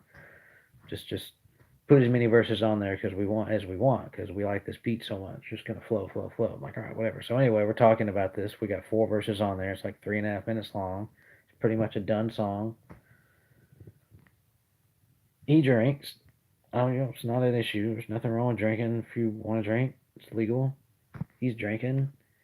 Maybe I don't know if he was drinking or not. I don't know if he was fucking around or not. But all I know is what he said, which was he was gonna probably want to put a couple more verses on there, another verse or two. And I'm like, oh, okay, whatever. So I guess a couple weeks ago, oh, right after that, maybe the same week, I came home and wrote another verse, figuring he was gonna maybe he had already written another verse. We hadn't talked about it since then, but I just knew the last time we talked, he said he was gonna put more on it. So I went ahead and wrote something else, and we had talked about that. I'll send it to you, whatever. Whoever writes something first, I guess. I don't know. I have to look at how it went. But anyway, so this one particular night, I came home from work and I was feeling very down, like very frustrated in various ways. Uh, and so these 4 verses that we have on the song are very positive, particularly one of his verses, very uplifting. It's a really happy, positive, motivational kind of upbeat song, you know. Well, I taint the thing with this verse. I shouldn't say that, but I just felt like I wrote the song and dropped it, and after a day or two, I listened to it, and I'm like, this just feels like a downer. Like it doesn't fit there. Like I like this verse, but I'm not going to put it on this. Well, I had already sent him the thing with my new additional verse on there, and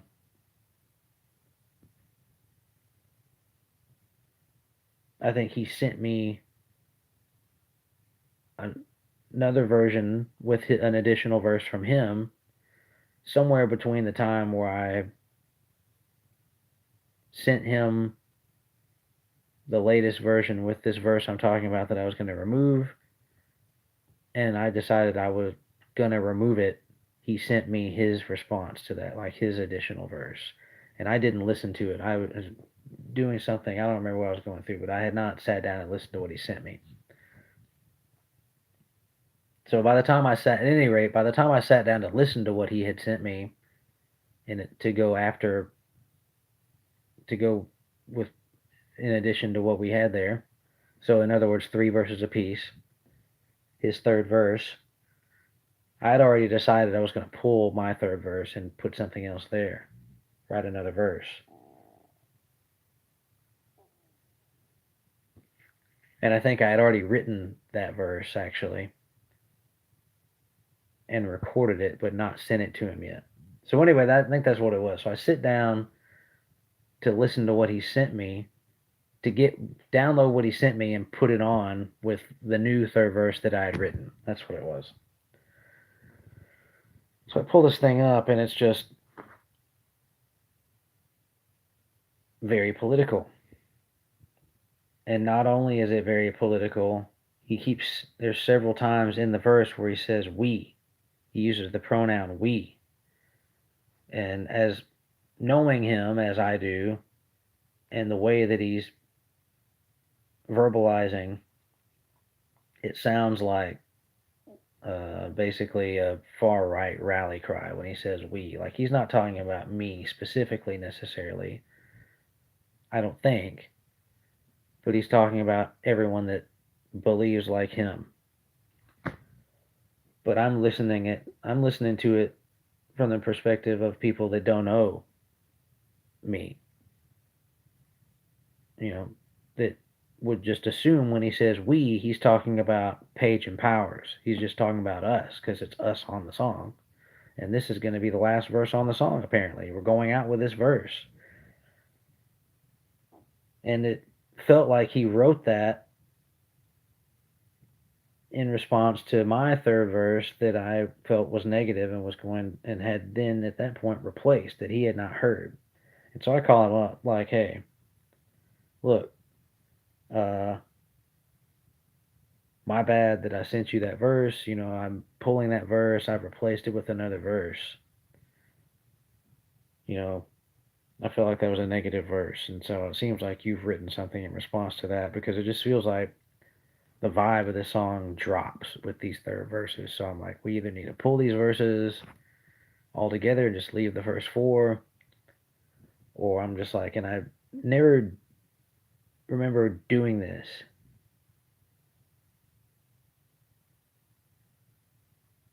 To anyone. And I felt horrible doing it. But I was so shocked that he did it because I'm like, we were just talking about this, is what I'm thinking. Like, we were just talking about not crossing this line just a couple of weeks ago, and you've immediately crossed the line. Like, did you forget that conversation? Like, were you drinking? Were you sleepy? Like, did something make you forget that we agreed not to cross this line? Or did you literally intentionally cross this line just to see what my response would be?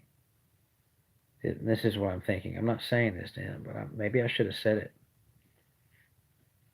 But at that point, I didn't care. I'm just like, this isn't going to fly. Like, I'm pulling my third verse and changing it. And so I'm going to ask you to do the same thing because it just feels like the vibe drops here. He didn't take that well at all. And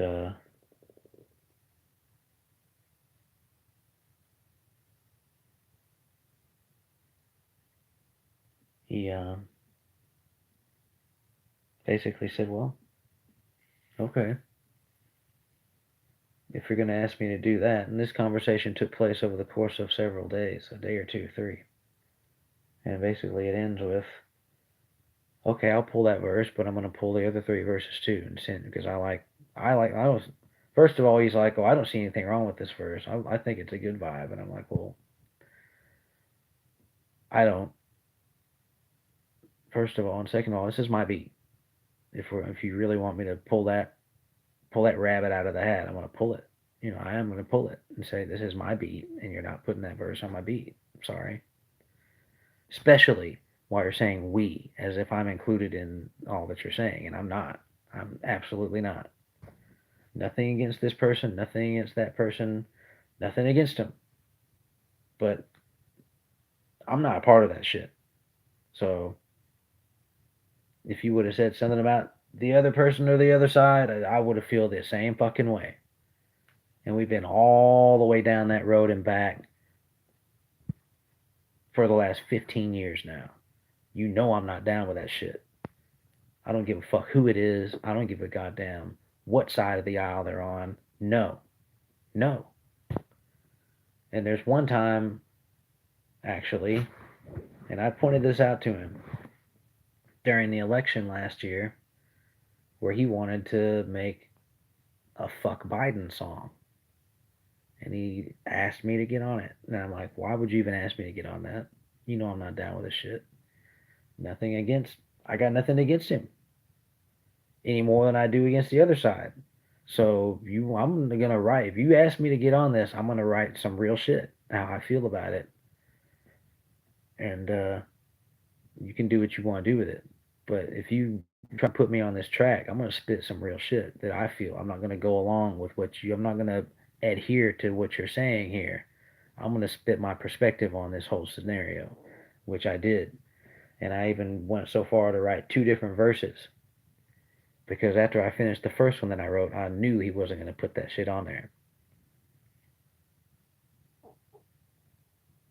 And I'll tell you, I'll say it like this. The verse starts out like this: "Fuck Biden, fuck Trump," and it went from there. But even knowing, so I knew when I wrote that shit he wasn't gonna like it, and so I wrote a second verse, or another verse, and sent him both. I'm like, here, I know you're not gonna like either one of these probably. I know you're not gonna want that, but here they are. I'm not gonna lie. When I write my fucking lyrics, I'm gonna spit my mind. I'm gonna spit my soul. I'm gonna spit my fucking heart on the paper and on the mic. Period. I don't give a goddamn what song it is, what it's about. That is the way that I function. I was born Music City, bitch. I'm not gonna fucking lie. I'm gonna spit real shit. I don't give a damn.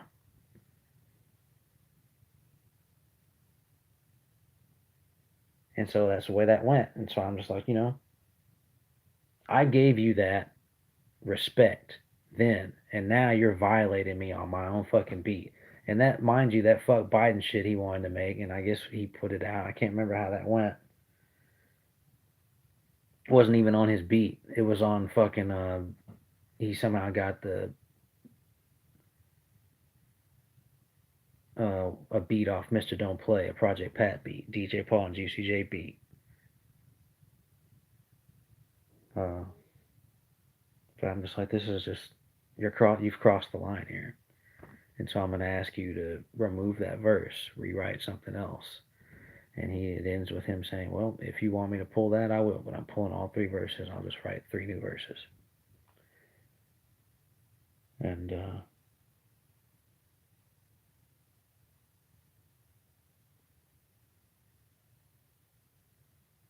oh, and so in the midst of this taking place, another night, that same week, I guess, this was probably 2 weeks ago now,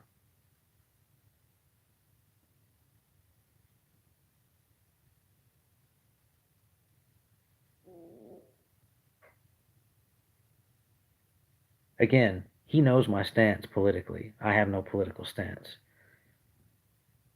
My other collaborators know damn well my stance as well. And I don't, we have a group text, three of us and four of us.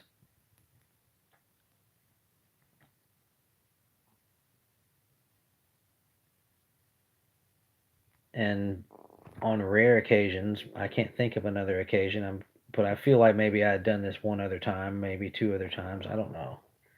I can't think of any other time I've done this. But anyway, I got home from work one night, came across a video detailing how members of our government and members of a corporation or two, if I remember correctly, are actively facilitating the corruption of Argentina's election this month.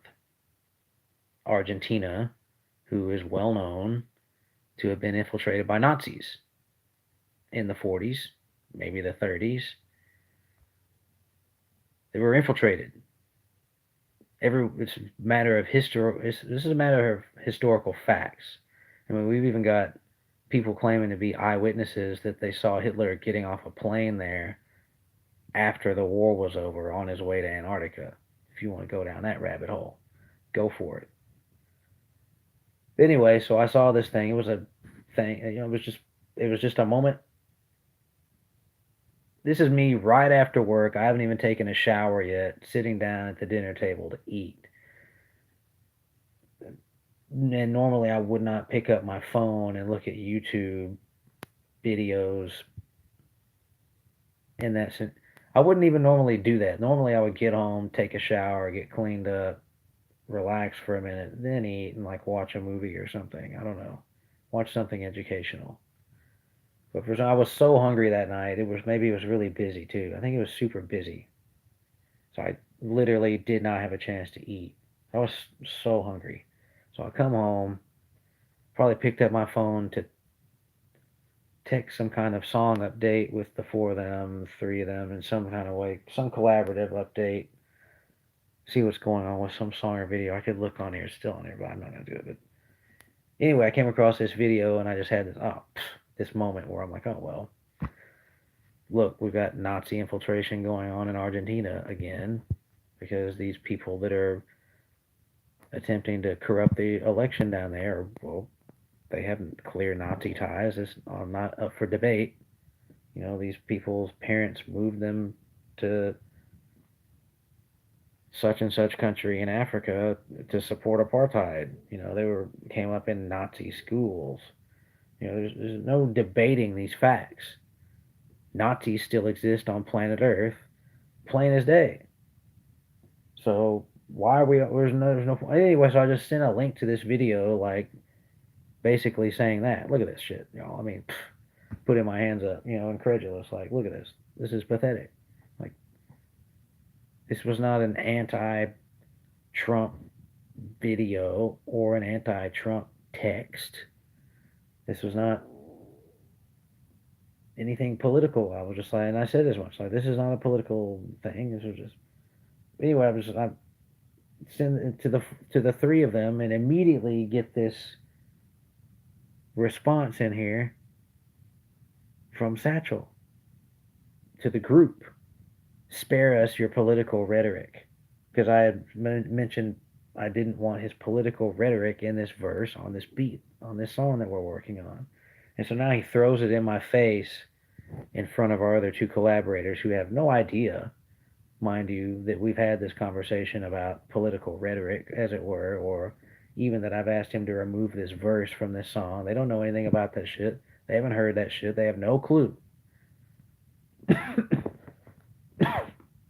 But he apparently took it that way and took it upon himself to try and embarrass me, make me feel stupid in front of them, even though they had no idea. And so I text him back, like, look, to the group, this is not political rhetoric. This is just a matter of historical fact. There's a huge difference there. So I don't know what to tell you. Then I take it to a text. Then I take it to the text straight to him. And I just let loose. I mean, I just said everything. I had a moment. I had that moment where I'm just like, I'm sick of this. You're not going to try and embarrass me. I put up with all of your anti-gay, trans talk that I'm going to put up with. I have LBGT family members and friends, people that you've met, people that you've hung out with, people that have been involved directly with our music and videos.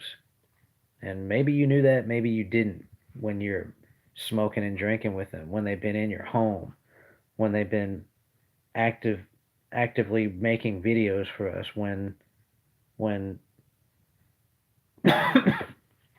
someone involved in making this exact beat, as a matter of fact, type shit. You don't even understand. Maybe I should express to you that I've had gay guys attempt to drug and rape me in my life. I've been in portions of the jail here or there where people have made advances on me. I've been in fucked up situations with gay guys where I've had to essentially defend myself against harm. But I understand that that was just those people. I don't hate gay people. I don't hate a community based on the actions of one person. That's not logic. That's just hate. And I don't hate. I love people. I want the best for everyone. And I understand enough about people that are violent or want to violate people that they feel that way in 99.9% of the cases because someone's done them like that. Yes, there are actual psychopaths out there, sociopaths that just have an actual chemical imbalance in their brain associated with their behavior. But that is not the masses. That is not the majority of any community. I don't care what community you're talking about. I don't care if you're talking about murderers, rapists, pedophiles, LBG. I don't care who it is. The data is clear that these people have been victimized themselves. You know, I sat with a gay friend who detailed the abuse the molestation he went through as a child and attributed that to him being gay, you know, in tears. How the fuck am I supposed to hate that man? This is my friend. What am I supposed to do? Tell him he's wrong for being gay? I mean, what the fuck? Who does that? So, anyway, that has spelled the end of Page and Powers. And we're done. Like, we're literally done. Like, this is the last fucking straw. He's walked out on me personally as a friend. He's walked out on our music and videos time and again to the point where he's run off across the country. He's literally in St. Louis now because he got butt hurt because of the whole failure of the record deal, publishing deal, and the result of the Nashville video, as attributed to one particular fan slash former coworker friend of his.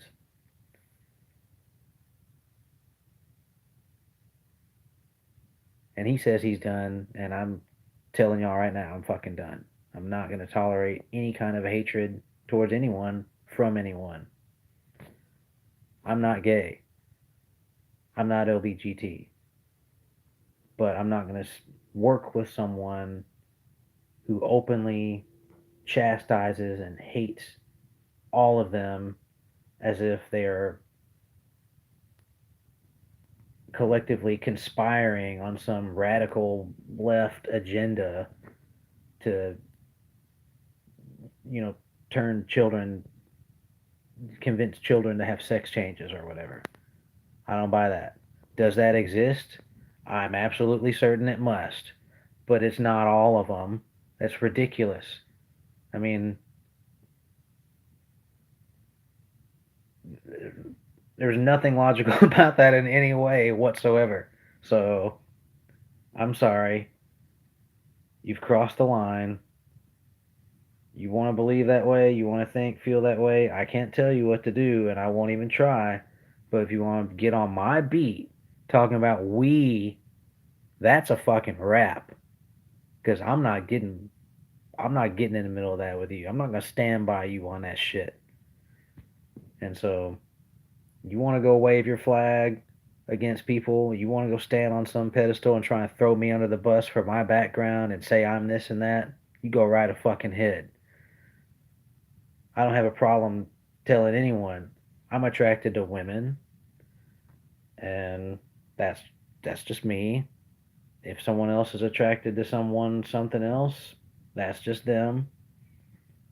You know, whatever it may be, right or wrong, whatever the law says, whatever any scripture says, that's their thing. And if it's something that involves a law, well, it is what it is. It's not for me to say. I'm very aware of all that in various ways. but uh, it's over for Page and Powers. You aren't going to see any more Page and Powers songs or videos. And the status of this channel is this channel is owned by me personally. It's my YouTube account, and I haven't decided if I'm going to keep it called Page and Powers. I'm going to be talking to distributors and service providers and get some information to help me make choices from here on out. Uh, but I've been the one releasing all of his music, all of our music, myself. He's refused to participate. He's even mocked me at times for putting all the old stuff out. Like I'm wasting time, giving opportunity for us to be heard and seen and make money. Who does that? Well, you know. If you're watching this, you know now. So I've already given him opportunity to take control of his music and his videos. He's declined to respond in any way. I therefore have. He tried to give it all to me, as a matter of fact. Give it all to me. You just take it all. You just, anything I'm on, you just take ownership of everything. And I'm like, no, that's not, that's, that's not what I want. That's yours. I credit you and for what you've done. I don't need to take credit for another man's work. I can do my own shit. Thank you very much. What you think about it is beside the point. That's yours. But his solo stuff, as far as songs are concerned, have been uh, removed from service providers like Spotify and YouTube Music. The music videos still exist on this channel for now. Um, I'm gonna give him some time. I haven't decided on any time to say, okay, you have until this long to figure this out. I'm not doing that. But anything that's his two solo albums, The Late Bloomer and Beautiful Music, will remain up because I'm on both of those, and everything I'm on, I want out. Good or bad, old or new, it's part of the story. And that's my journal as far as I'm concerned. A song to me is a snapshot of a moment. I've got songs that you can get on here and listen to right now. That when I listen, if I were to sit down and listen to a song like Glitch in the Matrix, it makes my fucking skin crawl. The video is probably ridiculous to anyone that's seen it, but it was a video. It was an idea for a video, and in the moment when I wrote that song, that's how I felt. Basically, I've gone through an atheist phase. I've gone through phases of different belief systems in my life. I'm allowed to do that, and I'm allowed to write a song in such and such phase of my life and let it sit there, because I've got posterity out there that has not had a very good opportunity to know me very well. And I know that they've heard every possible negative thing they could hear about me, true or untrue. So I'm not afraid to put something out that I feel negatively about because they've already heard a lot worse than that. So there's no point in me trying to hide anything from anyone because the worst things that I've ever done or supposedly been involved with are out there for anyone to find. So I'm not afraid to face that. I face it every day. But I mean, the songs to me, they're gonna stay up. I could go down a list of songs that are out there. I don't listen to my own music at all. I mean, a song is done when it's done. I mean, I'm in here making videos, working on a video right now for someone. When I'm done with it, like I can already tell that this. Damn. I don't know. This thing just seemed lost. Like, I'm about done. I'm about to wrap this up. This is a long ass fucking stream, but I'm just like, anyone that wants to understand me You're not going to get that through watching this channel. Sorry. You're going to get bits and pieces. You're going to get snapshots of me on this channel. But the only way to, and I sincerely believe this about everyone out there, the way to get to know a person is not their Facebook page. The way to get to understand a person and their motivations and the way that they talk and act and behave is not on TikTok. It's not on Instagram. It's not on YouTube. Unless they're actively doing what I'm doing right now, like all the time, like spilling their guts. Well, that might be an exception. But still, they know they got it. There's I can't speak for anyone else. The only thing I know is me. And I look at this YouTube and this music and these videos like art. I get an idea for a video, I make it. I just make it. And then I move on to whatever happens next, whatever it may be. If I'm feeling some type of way to sit down and write a song, I write it. I record it. You know, like I said, I've got tons of stuff here that's never come out. I mean, I got at least one song I would never put the fuck out. It's that bad. I would really have to be provoked to put that song out. And don't anyone try that shit. Please don't try that shit because it's gonna make us all look bad. But anyone that watches this, I don't know if anyone. It doesn't matter. All I know is if someone watches this shit, I hope you could feel that I'm being sincere and that I appreciate anyone that would take the time to listen to any of our music or watch any of our videos. And I could really hope, in best case scenario, that anyone that's an actual Page and Powers fan, if that's a thing, can understand what's going on here finally. And don't plan on seeing me posting a bunch more shorts on a daily basis because I'm not going to do it. I'm just not going to do it. If you're here for the shorts, have fun with what's there because I'm not. You're not going to see a string of shorts posts on this channel ever again, as far as I'm concerned. I'm going to post. I'm going to make music and videos. And if you were someone that got on this because of the studio, me singing on the mics here, the old songs, I got plenty more of that for you. Don't worry about that. I just had to take a break. I got probably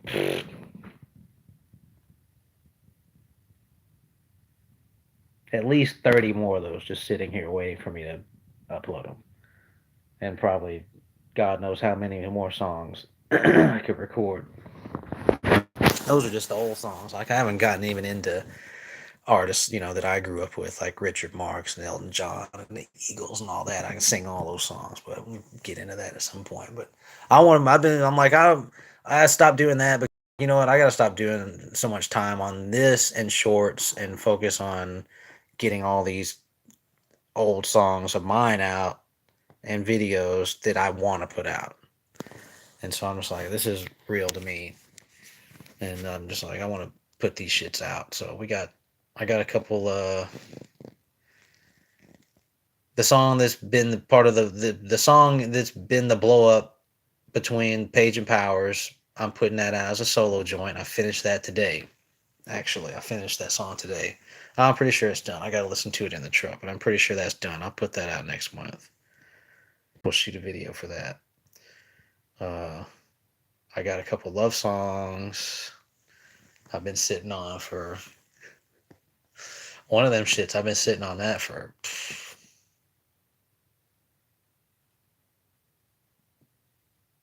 probably close to 10 years. Oh, probably 8. I've been sitting on one of them for a minute. I've been sitting on both of them for some years. We'll just leave it at that. And those are two of my favorite beats that I've ever made. So I'm really looking forward to those. I'll put those out. I don't know. I got 1, 2, 3. I got 4. I got 4 more solo songs, 2 love songs, and 2. The one. Anyway, I got plenty more. There's plenty more. So if there anyone here that actually gets on these shits and looks forward to my music, God forbid, it ain't over. It ain't even close to being over. So that's going. And If you're a Satchel Paige fan, like I am, when he's on his shit, you know, I hope he'll, I hope he'll continue. You know, I hope he'll take the initiative to, because he has. Last time we were talking, he said he had 4 albums ready to put out. I'm like, well, you know, what are you waiting on? I don't understand why, you know, but I can ask myself the same thing. But all I can say for him is that he has a whole lot more unreleased music than I do. Songs, I shouldn't say music. I've got a lot of music that I haven't written to. But I've got some. I probably got like 20 songs or something in some form, recorded or written that I'm gonna put out. Uh, Solo songs or something I might get somebody else on or whatever. But he's got. It wouldn't surprise me if he had like 200 songs, like finished songs, sitting on his computer just waiting. I mean, I can his one of his best albums. None of that. I mean, it's sitting right here. It's called "It's Satchel 2010." Good God, I wish he would put that shit out. I wish he would. I wish he would just do it. I really. And we've been all down this road, and I'm like, I can't. You got too much. Like, there's nothing I can do. Like, you have to take charge of this at some point and do it yourself because you've got so much that I can't do it. Like, I literally don't have time to do it. If I had access to all of your stuff, like, I would have to spend nothing but time on your stuff. Like, you need to do that because people would love it. I mean, so this is before all the anti-gay and political stuff. You know, this is real shit. You know that it's Satchel album. Good God, man, what a great fucking album. So I don't know. I don't know what else. I'm trying to think. Is there something else I should say here? I'm done collaborating with him, and I'm done collaborating with the person that's tried to steal my shit. I'm not having that. And there ain't no going back on that as far as I'm concerned. You try to steal my shit once, you disrespect me once like that, that's a goddamn rap. I ain't having that shit. You lie to me like that, well, you can't give me credit, bitch. Bitch, please. I taught you how to. I then had a big hand in teaching you how to release your shit, bitch. Don't try and tell me you couldn't put me on there as composer. Fuck you. Fuck you, motherfucker. Child ass bitch. Hoe ass bitch. You gotta be fucking kidding me. Why would you try and steal my shit when you can produce like that on your own, other than just straight disrespect? I'm not having it. So that's a wrap for you too. Got no hard feelings against you to where I want to take your music down. That's not it. I'm not gonna be spiteful about it, but you're not gonna steal my shit and get away with it, as far as I'm concerned. And I'm not gonna fuck with you anymore unless you. In the best case scenario, if that man came clean on it, on all the shit, the shady shit that he's been doing, I would consider it. But I don't think that's gonna happen because I think his ego is blowed up so fucking big from these videos that I've produced and edited for him, especially the last one, Downtown. You know, everything I've done for this motherfucker, and he's gonna turn on me like that and lie and disrespect. Unfucking believable. But I know he's been talking to Satchel in the middle of all this, and they've been pumping each other's nuts up on some negative talk about me and how I am and what I am and whatever label can be pinned on me. You know, it wouldn't surprise me if they were on social media channels saying whatever they want to say about me. I don't want to know. I'm not going to get in the middle of that shit. If I got some shit to say about them, I'll say it to them. I've said enough. I've said enough. I've said plenty. I'm just saying what I'm saying here because I know that there's people on here that if I feel like they have the right to know when this shit takes an abrupt turn or stop as it has.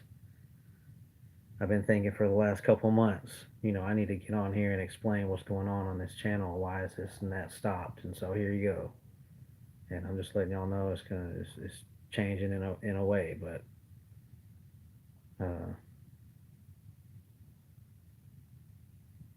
the only thing I know to do is go forward in the best way possible, in a positive way, because we're all one big family on this planet. We got a few people here through greed, hatred, laziness, and just straight evil that want to hoard wealth and enslave and hurt people. Take advantage of people. It's in the forefront right now that we got some we got some people on this planet that feel entitled above the rest of us to the point where they can feel confident openly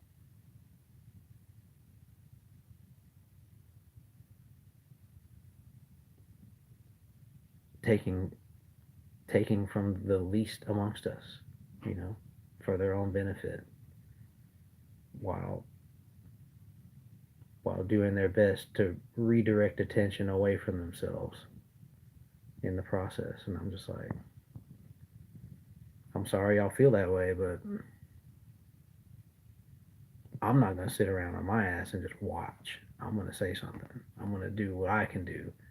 And even though what I can do is little, just these little songs and videos with, you know, a few listeners here and there, maybe one of those listeners is someone that can do something. Everyone can do something.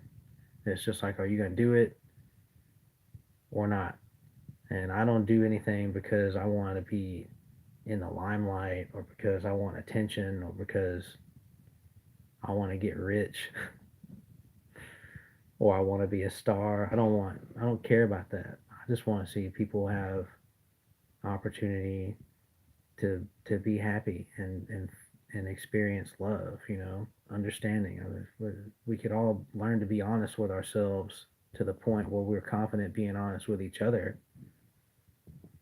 instead of getting on things like this and putting on a show of who we actually are when we're not, trying to fit in. And I mean, I don't down people that do that, but it's just like,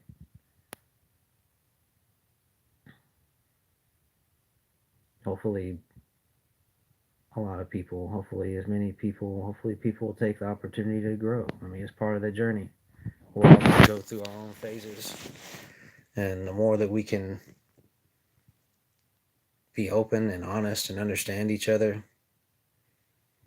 the more peace there's going to be, and the more understanding there's going to be of, hey, you know,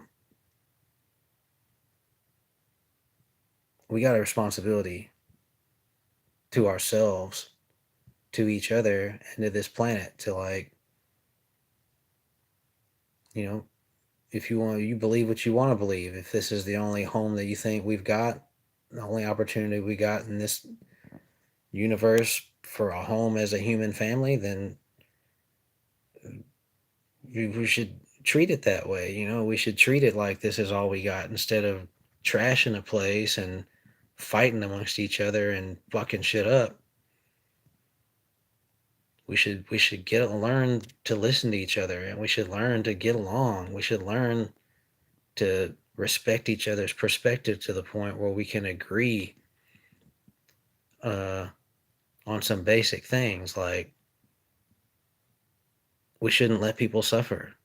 We shouldn't let people feel left out or unloved or hungry. We should it doesn't matter what religion you are, they all have some leader associated with them that says, look past the flaws, look past this life, look past yourself, and say,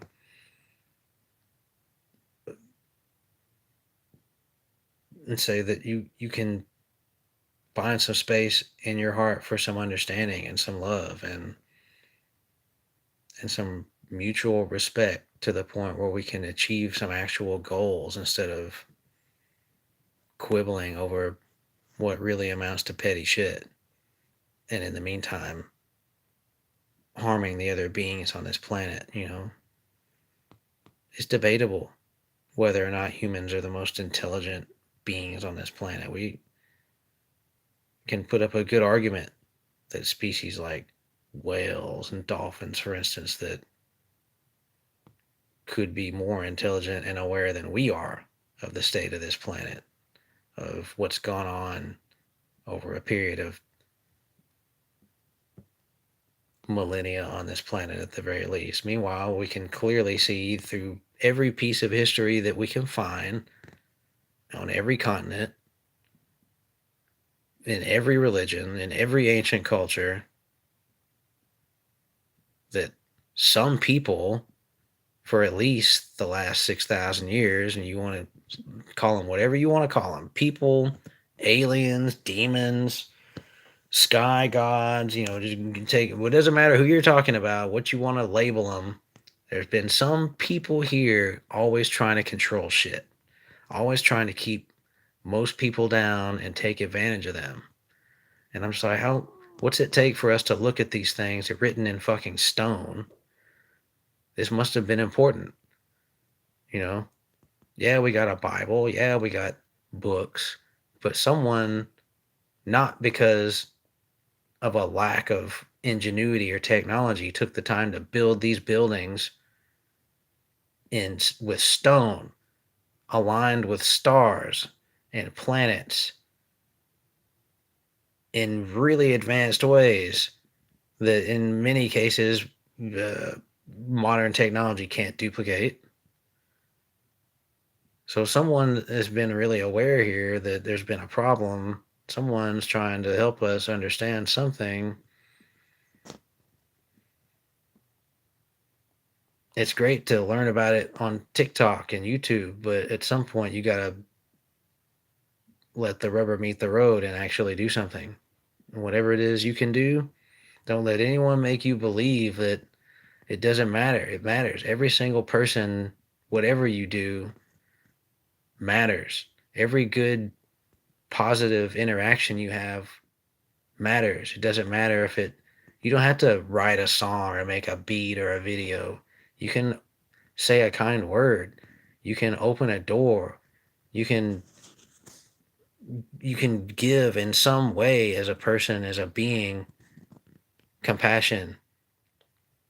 And then the person or people you give that compassion to, now you've set an example.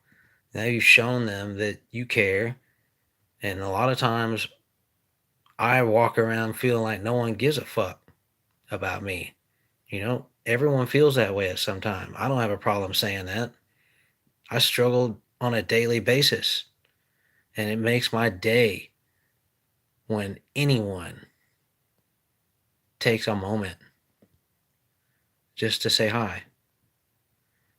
I mean, it doesn't take a lot to make someone feel accepted and part of the group and loved. You don't have to go all out. I mean, how great is it when someone does go all out? For me, I tried probably too hard sometimes to go all out or to make people feel good, and then they take it the wrong way. Like I feel like people misunderstand me a lot. Like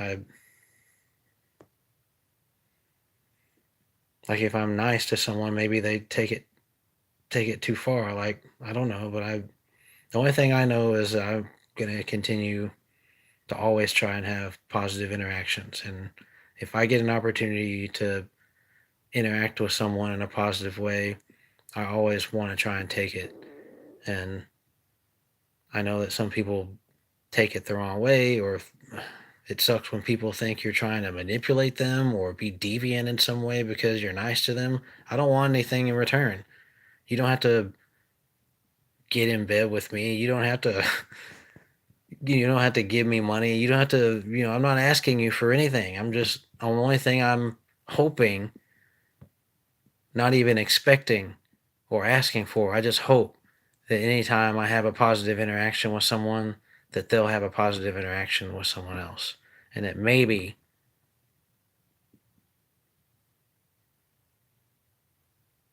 it'll come back to me in some way and I won't have to feel left out, or I won't have to feel self conscious at some point, because every single person, some of us have had some really fucked up and extreme life experience. And it's not up to us to look at the next person and be like, oh, wow, they've been through a lot, or oh, wow, they don't know anything about this shit. That's not it. I mean, your suffering is no different than my suffering. You've suffered. So, whatever it was that made you suffer, that fucking sucked for you. And it doesn't matter if it was because, someone talked shit to you about something that seems petty to you, or if they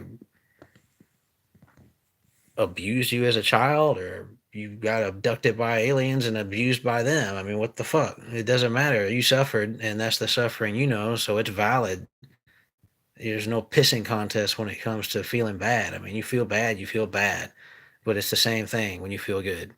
When you feel good, you feel good. I mean, I guess that sounds really stupid, but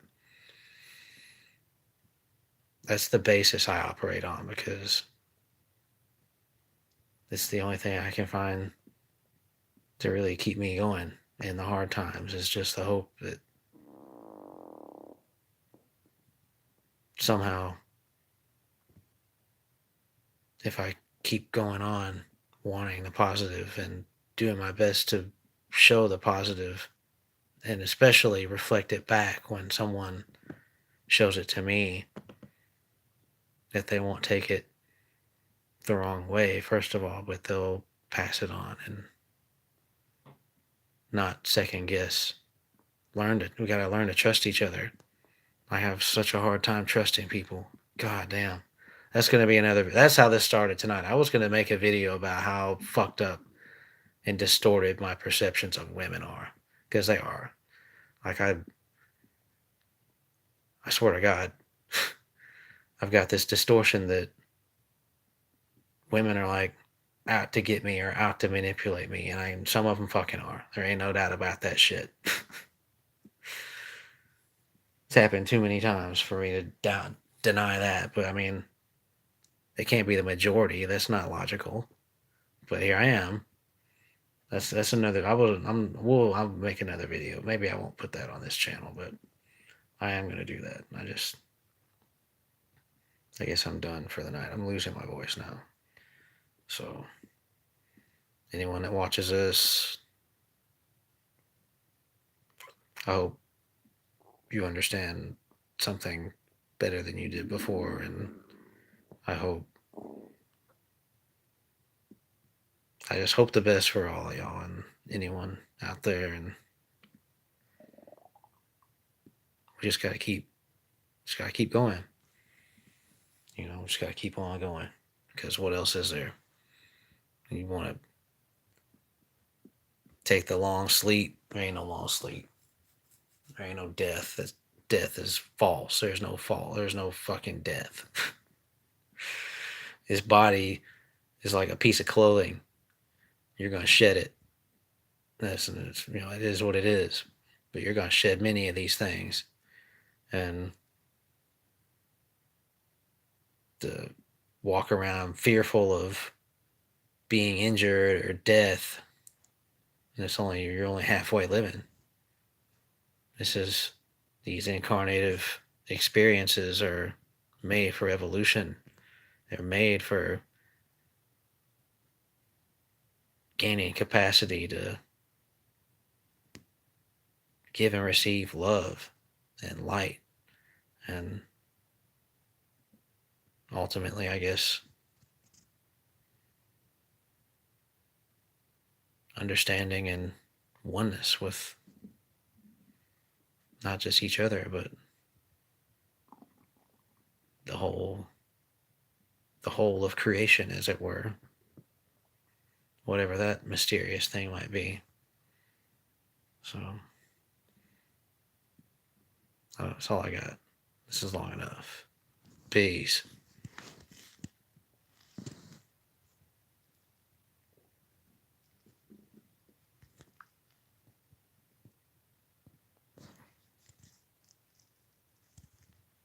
I hope I do this right.